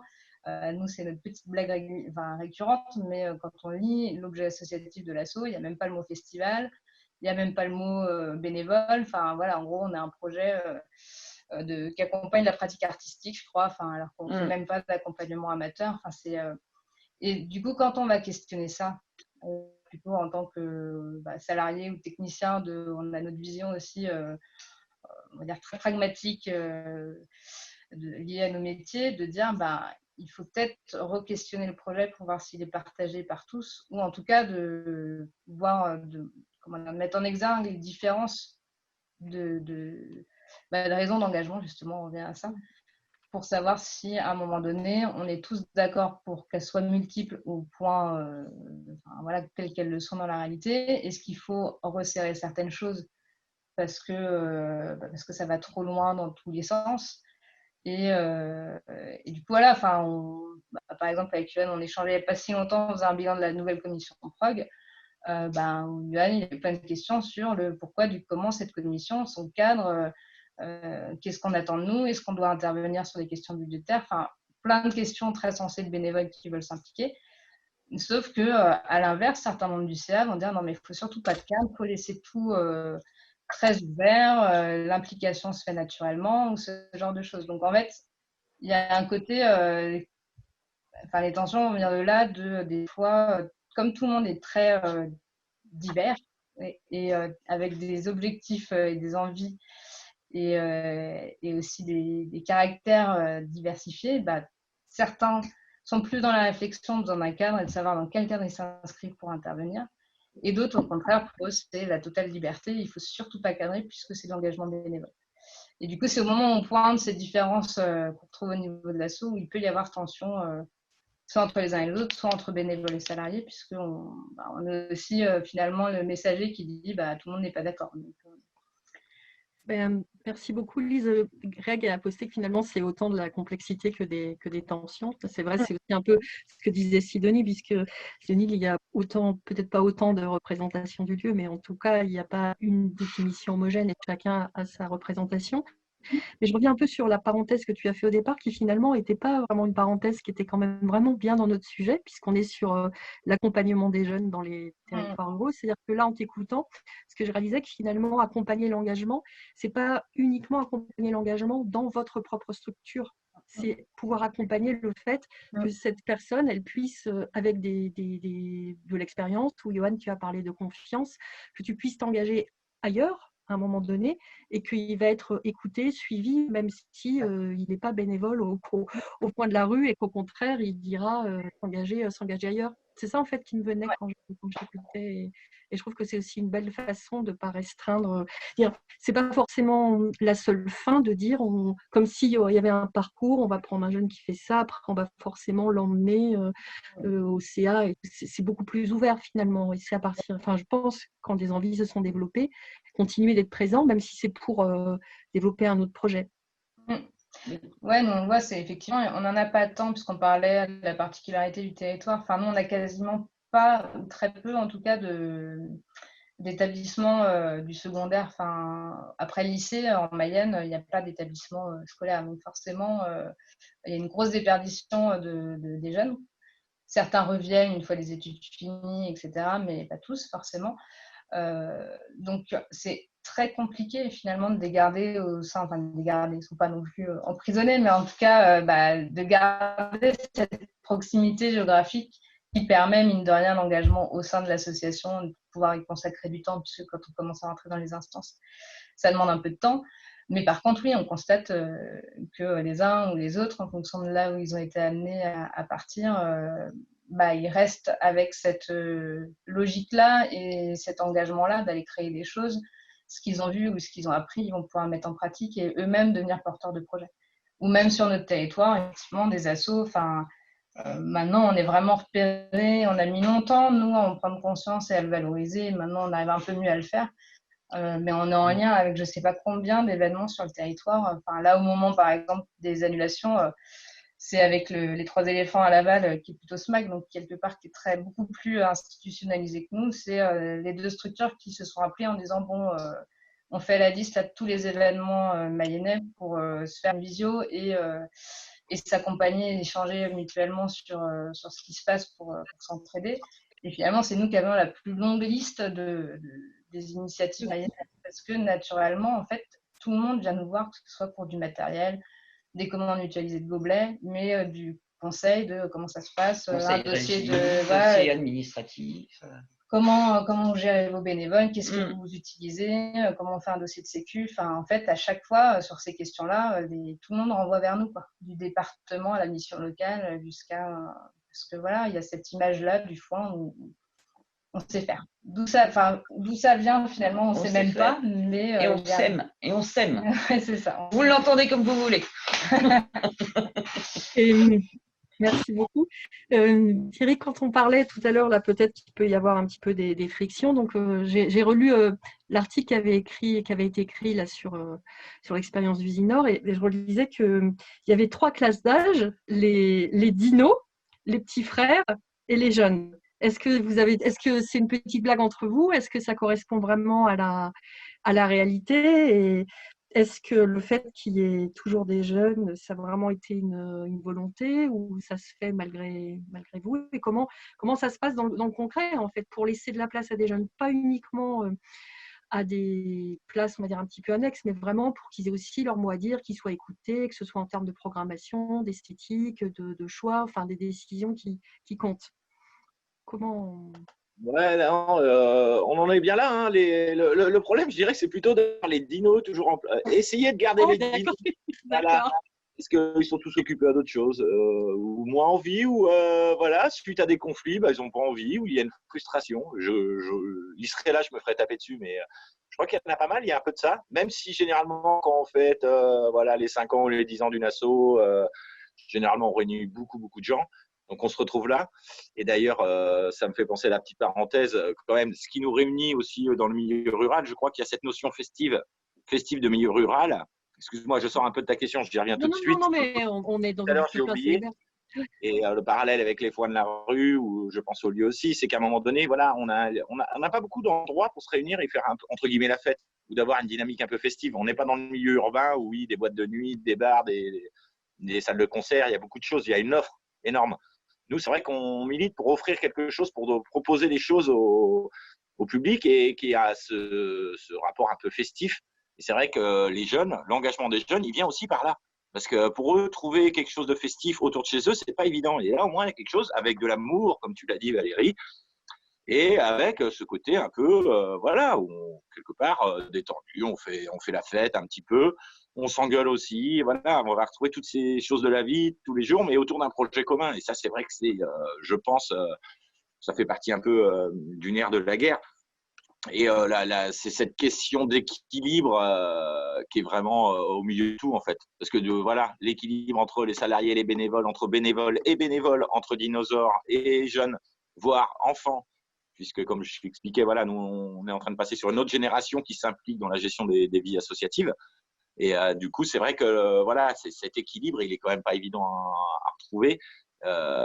Les conflits, il y en a toujours, il y en aura toujours, mais c'est comme dans toutes les familles, dans toute vie de couple, façon de parler. C'est grâce à ça aussi qu'on avance, qu'on se re-questionne et qu'on y va. Il ne faut pas que ça aille trop loin non plus, c'est toujours ça. Parce que quand on vient s'investir dans une association, c'est pas non plus pour être en conflit perpétuel, ce qui arrive quand même régulièrement. Hein. Moi, je l'ai vu sur beaucoup d'assauts, beaucoup de périodes, en fonction des gens et des humeurs et des attentes. Et c'est vrai que la question, elle n'est pas simple. Elle n'est pas simple, mais ça, c'est… Alors, je veux bien qu'on revienne un peu sur ta question, mais si tu peux me rediriger. Mais tu redisais, non, mais c'était, je disais qu'il y avait, du coup, vous avez il y avait les catégories, les dinos, les petits frères et les jeunes. Là, tu dis qu'il y a une 4e génération. Alors, c'est quelle tranche d'âge? Et c'est vraiment des gens qui ont tout juste 18 ans, qui sortent du lycée? Ou c'est un peu plus précisément, les jeunes qui sont Zinor, ce serait qui? Ils ont quel âge? Alors, aux Nord, voilà, on est vraiment sur la tranche 18-35, entre guillemets, dans le partage avec les jeunes, qui ne sont pas forcément les enfants ou les petits frères, pour certains si, mais c'est plus des militants ou des bénévoles qui ont envie de s'investir. Je parle vraiment dans la gestion du collectif, de l'association collectif Y Croit Quoi, et qui apprennent. On est vraiment sur cette dynamique-là de transmission. Ça, je dirais que ça marche pas mal en ce moment. Toujours alors juste, quand tu dis transmission, c'est-à-dire que les jeunes, ils sont accompagnés à quoi? Qu'est-ce qui est transmis? Qu'est-ce qu'on leur raconte? Est-ce qu'on leur dit un récit? Est-ce qu'on leur donne des savoir-faire? Comment on les accompagne? Qu'est-ce qu'on leur… Ouais. Alors, comment on les accompagne? Ça se fait quand même beaucoup en off. En gros, c'est ils se démerdent. Hein, ça, c'est le mot d'ordre. C'est un super accompagnement. Mais on est là quand même. On est là quand même, dans le sens où voilà, il y a toujours, ça brasse tellement de projets différents qu'on se retrouve, et en fonction des affinités, des échanges, il y a quand même toujours de la transmission. Il y a à travers la transmission, moi j'avais bossé sur un projet qui est un peu en stand-by en ce moment. Il y a 4 ans, on l'a lancé, ça s'appelle Alterne Archives, et c'était pour travailler sur le patrimoine culturel immatériel lié au collectif Y Croit Quoi et toutes ces associations, pour permettre de sauver d'une part les archives qu'on collecte depuis des années, hein, vous imaginez bien, je ne vais pas en parler de longtemps parce que ça peut être très long, mais c'était un outil quelque part en dehors de sa mission de patrimonialisation, comme on peut le dire, hein, parce qu'on était accompagné par le pôle, par Ethnodoc, par Jérôme Guibert, Emmanuel Parent, donc il y a eu un gros travail avec, on va dire, un conseil de sages, voilà, avec un gros… Ça travaillait beaucoup là-dedans, qui nous a surtout permis de faire une transmission, d'archiver l'histoire et de la partager et de la mettre en ligne sur un site internet dédié aux archives, mais aussi tous les ans de mettre en avant une valorisation et donc à travers un événement, une exposition d'une thématique des archives, puisqu'elles sont très denses et très variées. Et du coup, c'est vrai que c'est un outil, on s'est rendu compte, sur lequel on a beaucoup bossé pendant 3 ans, qui a vraiment été aidant dans cette histoire de transmission, parce que ça permettait aux plus jeunes de mieux comprendre d'où venait le collectif, de vraiment visualiser, on va dire, que ce soit grâce aux vidéos, aux affiches, une frise chronologique qui reprend les 30 ans de l'histoire, voire même 40 ans, parce qu'on est revenu à la fin des années 70.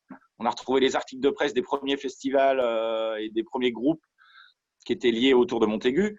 Donc, du coup, ça permettait de vraiment mieux comprendre toute cette chose-là. Et je crois que ça, c'est un truc super intéressant parce qu'il y a beaucoup de jeunes qui demandent ben là, on fait quoi en ce moment sur les archives? Et on dit ben, on est en stand-by parce que ce n'est pas la priorité et on a beaucoup de difficultés à gérer d'autres choses, donc on est concentré sur autre chose. Mais ça, par exemple, c'est un des outils. L'autre outil, c'est cette démarche démocratique et participative où on échange tout le temps, où il y a le débat qui est quand même au cœur du… Et on a quand même, toujours dans le contexte festif, un bistrot, le bar du coin, comme on l'appelle, très, très important, puisque sans ces bistrots qui sont aussi café-concert, c'est un lieu informel où on se retrouve pour échanger d'une autre manière qu'en temps formel, en réunion, en soirée ou en workshop ou les choses comme ça, où on se retrouve vraiment drivé, et que là, ça permet de parler, de discuter et d'échanger à bâton rompu, on va dire, qui est assez présent aussi pour nous. Alors, juste pour info, je suis désolé, c'est que j'ai un rendez-vous à 15h30, 15h45. Je ne pourrais pas traîner plus longtemps. Du coup, je vois aussi Sébastien qui a demandé sur le chat. C'est vrai qu'on ne se voit pas tous, mais on sait que les gens qui sont là, on aimerait aussi peut-être qu'ils participent ou qu'ils témoignent. Je sais qu'il y a un café culturel qui est parmi les participants. Il y a le Gueulard. Enfin, il y a quelques noms que je peux connaître. Peut-être que vous pourriez aussi… Alors, il y a Élise Carpentier. Mais peut-être Élise peut peut-être prendre la parole. Élise, qui vient de poster sur le chat, qui est la coordonnée 24 jeunes en service civique, je lis en même temps, et qu'elle souhaite monter un projet culturel dans sa ville, donner l'opportunité de s'engager, et qu'elle a l'air de dire que beaucoup n'osent pas se lancer, se renseigner. Je sais que j'avais pu échanger avec Annelle ou encore avec Gaëlle. Je me souviens, Annelle, qu'on avait eu des discussions, notamment aussi par rapport à ces logiques j'espère que… Il me semble que c'est avec toi sur ces logiques de jeunes générations qui viennent, peut-être parfois s'engager bénévolement ou en service civique, puis qui peuvent apporter des choses aussi, des choses nouvelles. Et peut-être j'avais envie d'élargir autour de ça. C'est on parle d'engagement, de transmission d'anciens vers des plus jeunes, mais les jeunes aussi eux-mêmes peuvent être vecteurs, apporter des choses nouvelles, faire évoluer les projets. Effectivement, les jeunes qui s'investissent peuvent aussi faire bouger les choses, mais ça rejoint tout ce qu'on s'est dit depuis le début de la réunion, c'est-à-dire que c'est pas seulement les vieux, on va dire, qui transmettent des compétences et des savoirs aux jeunes, ça se fait aussi dans l'autre sens. Et du coup, ça fait… c'est aussi probablement ça qui crée des tensions. Mais un de ce qu'on a vécu, nous, au sein de l'asso, c'est que effectivement, il y a des jeunes qui sont arrivés. Alors, je crois que l'exemple que je t'avais donné, c'était tout bête, mais c'était sur la proposition de la restauration. Voilà, qu'on avait sur le festival, qui était typiquement galette de saucisse depuis des années et des années. Et puis ben, il y a eu, bon, alors on va dire un jeune ou une qui a proposé une fois, bah, peut-être on pourrait proposer quelque chose de végétarien. Donc là, bon, il y a eu quelques soubresauts au sein de l'asso. Ah bon, végétarien, qu'est-ce que c'est, machin, etc. Et puis, petit à petit, en fait, on propose des trucs végétariens et des trucs véganes, et ça marche très bien. Et voilà, enfin, c'est un exemple tout bête, mais qui fait bouger un peu qui fait bouger les lignes. Et c'est ça aussi à entendre que en fait, la transmission, elle se fait dans les deux sens, quoi. Voilà. Quelqu'un demande si vous êtes en Mayenne aussi. On est en Ille-et-Vilaine. C'était une petite boutade sur le côté très viandard de la Mayenne, et effectivement, le végétarien, ça fait peur. Mais on l'a depuis longtemps aussi, nous. Ça fait peur. Non, je disais, et ça sera la dernière anecdote, c'est que voilà, on a eu le même problème aussi, le débat. Et en Vendée, on a une expression, c'est dans le cochon, tout est bon. Donc, bon, comme en Mayenne d'ailleurs, je crois. Et c'est vrai que passer en végétarien au niveau des restaurations publiques, ça a été une vraie question. Et on a eu des militants bénévoles qui sont vraiment très, très forts en cuisine végétarien. Et je pourrais dire qu'à la limite, j'ai 2 collègues qui sont arrivés. Il y a peut-être 70% du temps aux Inor, la restauration, elle est végétarienne et ça cartonne. Et ça, c'est fou. Petit à petit, on peut casser aussi les mœurs et ça habitue le public comme les musiciens comme d'autres à aller sur cette voie-là. Donc, c'est vrai que c'est quand même très, très intéressant comme remarque. Ça a été apporté par les plus jeunes, cette évolution. Exactement. Complètement, qui a été porté pour les plus jeunes, complètement. Parce que c'est vrai que, ouais, voilà. Donc, en tout cas, c'était un plaisir de passer ce petit moment avec vous. Au plaisir de se revoir, pourquoi pas tous autour d'une table un jour ou d'une autre conférence. Ça marche. Et voilà, on n'a pas eu le temps d'en parler avec Greg, mais voilà, le collectif Y croit quoi est très motivé pour suivre un petit peu tout ce travail qui va être fait par l'UFISC. Et donc, on va suivre ça de près. N'hésitez pas à nous faire signe quand vous avez besoin. Au revoir à tout le monde. Merci, on se tient au courant, Thierry. Merci encore. Ciao, ciao. Sur l'implication des jeunes, et je pense qu'on ne parle pas qu'en matière culturelle et de diffusion, mais on l'a tous vu, les réseaux, hein, c'est ça qui nous apporte. Tous, il y a un décalage de génération par rapport à ça, c'est-à-dire je pense qu'il y a un phénomène de diffusion qui sont mieux maîtrisés par eux que par l'ancien siècle. Parler les réseaux sociaux surtout, c'est ça? Ouais, l'utilisation, la manière de faire, les différents supports, c'est-à-dire que la capacité à être sur 4 supports en même temps, à pouvoir avoir des communautés selon quelle utilisation et tout, ça c'est vraiment une manipulation, une vitesse en fait, hein, de traitement de données qui est complètement différente de ce que vous pouvez faire, de ce que vous pouvez faire ailleurs. Et je parle pas qu'en milieu culturel. Alors, est-ce qu'à votre avis, ils ont une autre façon de s'engager que les autres générations, ou pour revenir un petit peu à notre thématique, puisque vous avez l'air d'en avoir vu un certain nombre? Non, mais tout a été dit sur l'engagement en fait, hein. L'engagement, il peut venir effectivement à travers partager une page avec un copain, un collectif d'amis, et puis s'impliquer au point d'aller jusqu'à la présidence. Mais chacun, il trouve son compte à un instant de sa vie. Tout a été dit par rapport à ça, je pense. L'implication et l'engagement à court terme ou à long terme. Ouais. Non, mais je disais, ouais, en fait, c'est des valeurs qui m'ont été transmises par le foin. L'accès pour tous, voilà, c'était le foin est précurseur dans le domaine des festivals pour l'accès pour tous. Et c'est vrai que moi, tout de suite, quand j'ai pensé le festival que je voulais faire, j'ai mis ça, j'ai mis l'accès pour tous aussi à beaucoup plus petite échelle. Mais question écologie aussi, d'éthique, de la musique diverse et variée pour tous. Voilà, c'est des valeurs qui m'ont été transmises et qu'à mon tour, j'aimerais transmettre de par le nouveau festival que je veux créer. Alors, quand tu dis accessibilité, c'est pour les questions de personnes en situation de handicap? Voilà, tout à fait, oui, c'est ça. Ouais. Donc, en fait, c'est continuer à faire vivre les valeurs qui ont été transmises par le foin dans un autre projet, et c'est comme si c'était devenu naturel finalement. Voilà, tout à fait. Ouais. Après, ça se retrouve dans notre quotidien. De toute façon, on fait un peu plus attention, en tout cas pour ma part, et je pense que c'est ça aussi que l'association veut transmettre, c'est que voilà, il y a des gens handicapés qui peuvent venir faire des concerts. Et c'est vrai que moi, l'année dernière, du coup, j'ai été bénévole pour la première fois à l'accessibilité. Et c'est vrai que c'est bon de valoriser ces choses-là et puis de pouvoir les transmettre à un maximum de gens, quoi. Merci.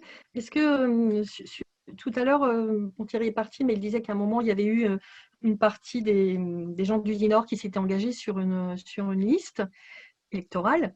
Et il y a eu des fuites. Apparemment, au DOC, il y aurait eu aussi des jeunes qui se seraient engagés sur une liste électorale. Est-ce que Gaëlle est toujours là et est-ce qu'elle aurait envie de dire un mot de cette forme d'engagement qui, on l'a bien compris, est une des formes d'engagement possibles parmi d'autres, mais qui rejoint plus un peu la démocratie locale, la question de liste citoyenne? Alors malheureusement, oui. En fait, au DOC, on est un lieu, pour décrire brièvement l'association, un lieu de promotion des musiques expérimentales, improvisées, contemporaines, donc un projet artistique très très singulier, un peu une niche dans vaste secteur des musiques actuelles. C'est pas un projet toujours simple à porter sur notre territoire. Voilà, pas toujours dans la consensualité, vraiment pas dans les habitudes culturelles du quotidien, voilà. Mais on avance, on y arrive. Et le doc porte aussi un projet de café associatif qui, pour le coup, là, est beaucoup plus consensuel.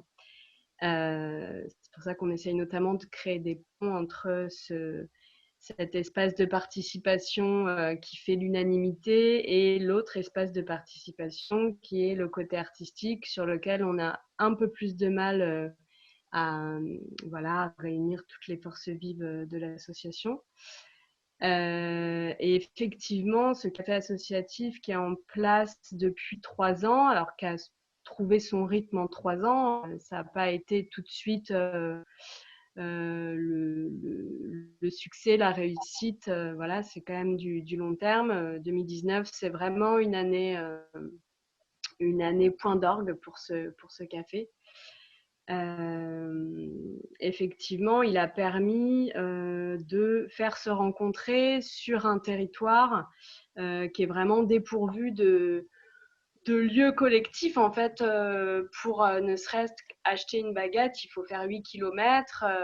Il n'y a vraiment pas de commerce, pas de service, pas d'endroit où on peut croiser ses propres voisins, en fait.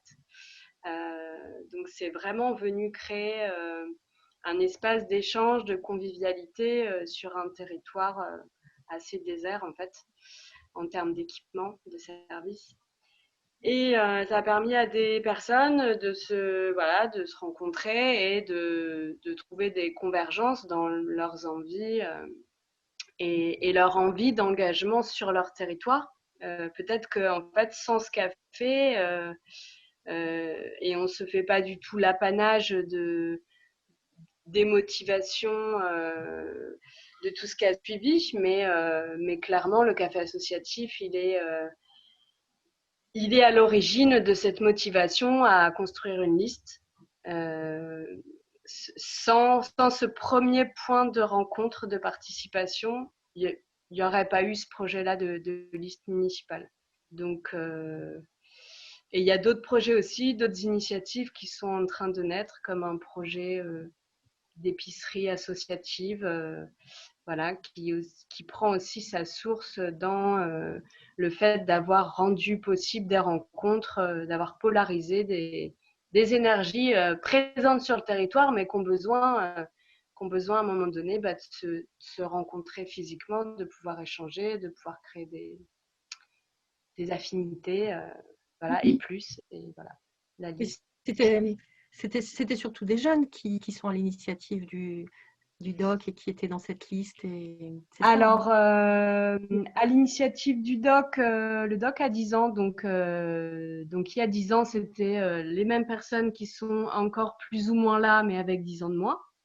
Mais aujourd'hui, et c'était à la fois des personnes, on est à 30 km de Caen, donc c'était à la fois on va dire des néo-ruraux en quête d'un lieu, d'espace pour une initiative artistique et à la fois des habitants qui sont venus accompagner l'émergence de ce projet. Aujourd'hui, il y a eu un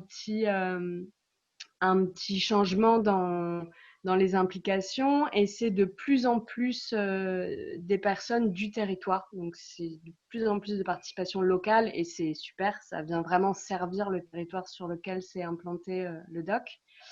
Mais les personnes qui se sont engagées au sein de la liste ne sont pas les personnes qui ont été à l'initiative de l'association. C'est des personnes qui se sont vraiment rencontrées grâce à l'association, à l'émergence. Voilà. Et c'est effectivement, oui, des jeunes. C'est une liste avec une moyenne d'âge défiant toutes les autres listes où, clairement en dessous de 40 ans. Je ne sais plus exactement, mais on était plus autour de 30-35 ans. Ouais, c'était une expérience quand même particulière et d'un. Oui, et puis ils ont quand même réussi à avoir 2 sièges au conseil, donc c'est super, c'est un début, ça va ça va permettre d'apporter de nouvelles idées au sein du conseil en place avec une moyenne d'âge beaucoup plus élevée. Ok, bah, très bien. Bah, merci beaucoup pour ce témoignage, Gaëlle. Je vois aussi, puisque je ne sais pas si tout le monde suit le chat en même temps, mais Violaine qui est parmi nous aussi, qui est jeune bénévole au sein d'une association de théâtre. Donc elle raconte ce que vivent pas mal de gens de quitter le territoire pour des études, mais elle précise que l'engagement à distance est toujours possible aussi.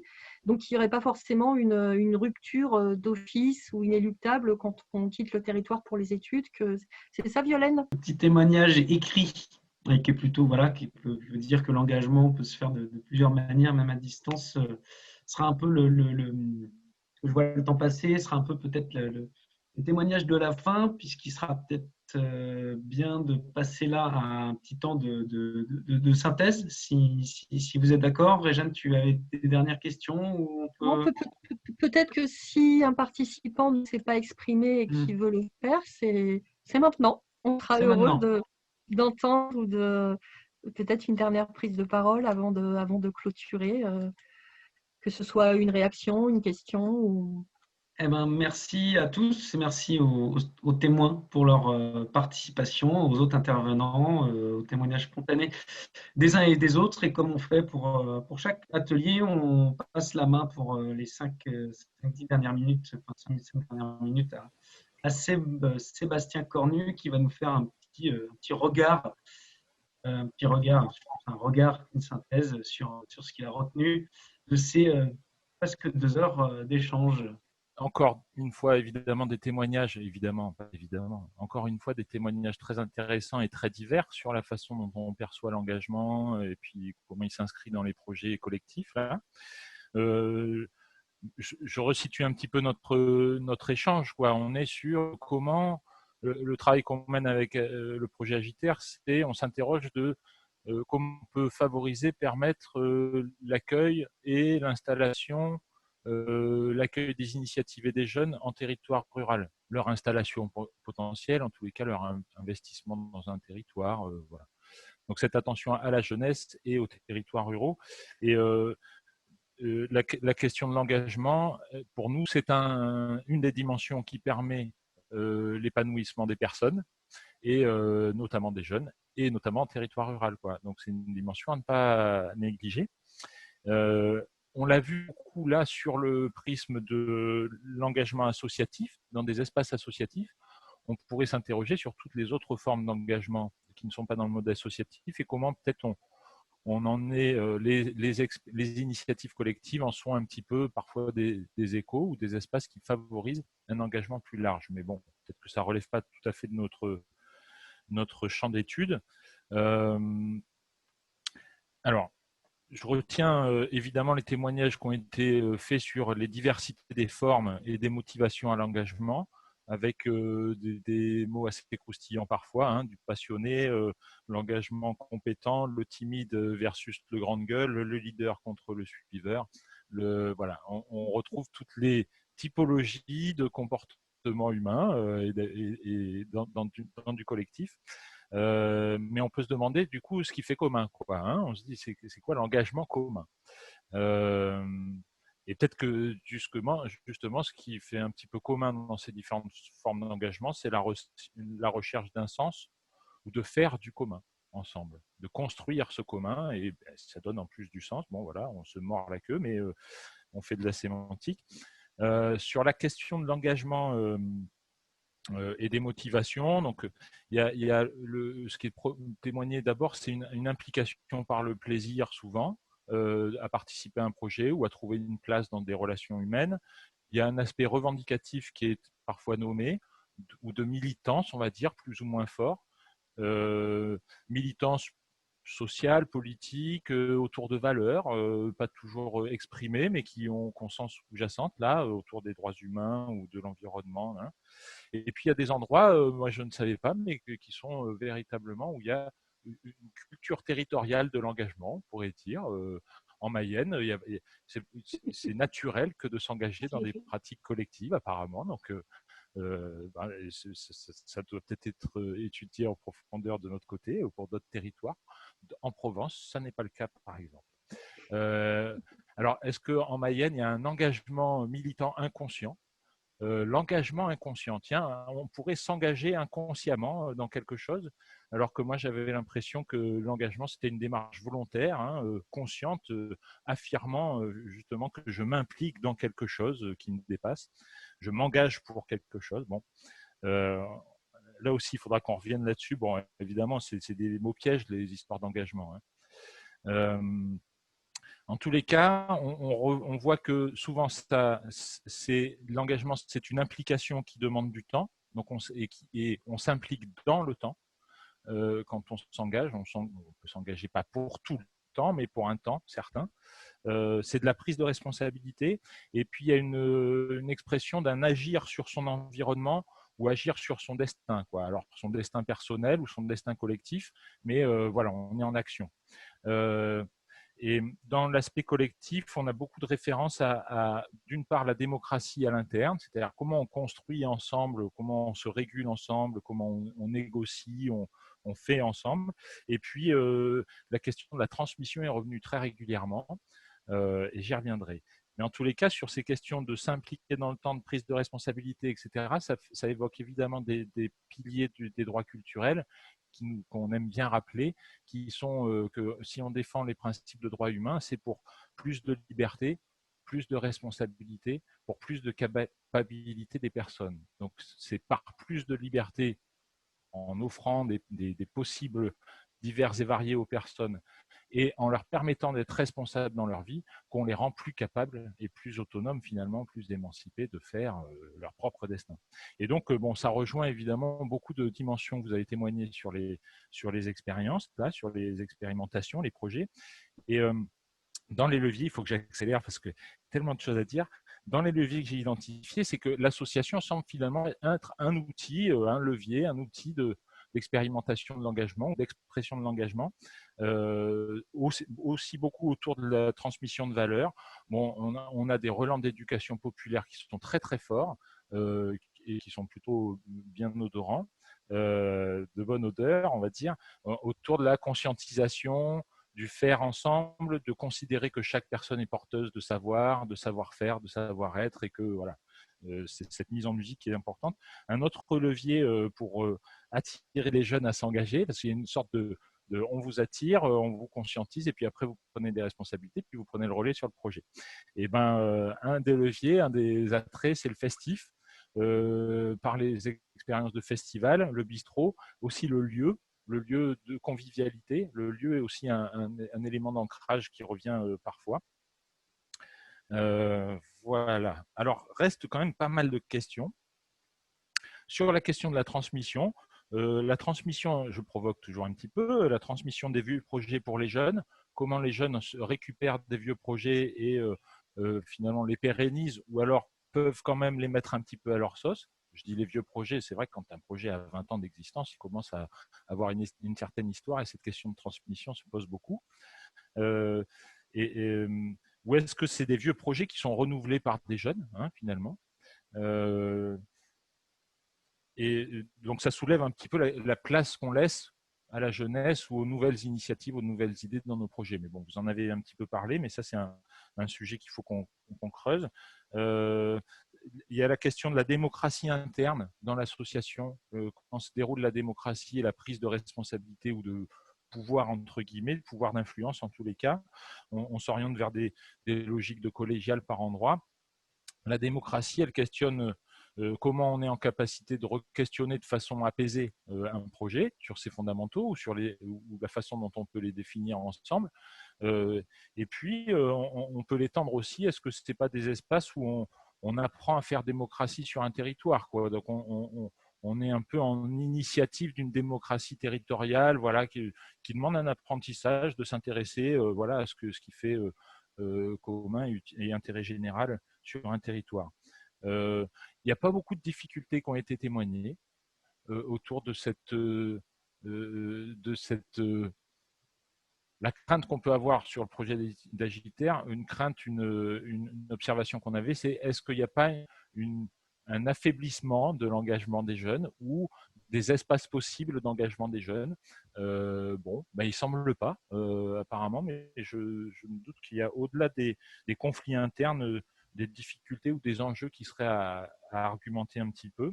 Donc, l'association Espace d'expérimentation et de démocratie, mais quelles sont les autres formes potentielles d'engagement possibles des jeunes? Parce que si notre plaidoyer sur Agiter, il est en faveur on défend la présence de l'association, de l'initiative collective démocratique non lucrative et culturelle pour voilà, le développement de nos territoires, il y a peut-être d'autres formes d'engagement qui sont à prendre en compte ou à renouveler, quoi. La forme associative qu'on connaît, historique, est peut-être à réinterroger. Et puis pour finir, en perspective ou en mot de fin, là, moi j'ai l'impression dans vos témoignages que vous avez parlé de projets de transformation ou d'évolution. De transformation, ces formes d'engagement, c'est des chemins de transformation ou d'évolution à la fois des personnes, quand elles elles créent du lien social, de l'humain dans ces espaces associatifs, dans ces projets, etc. Et puis c'est aussi des projets de transformation et d'évolution des territoires, parce qu'ils ont un réel impact évidemment sur l'activité des territoires et sur ce que vous y créez, quoi.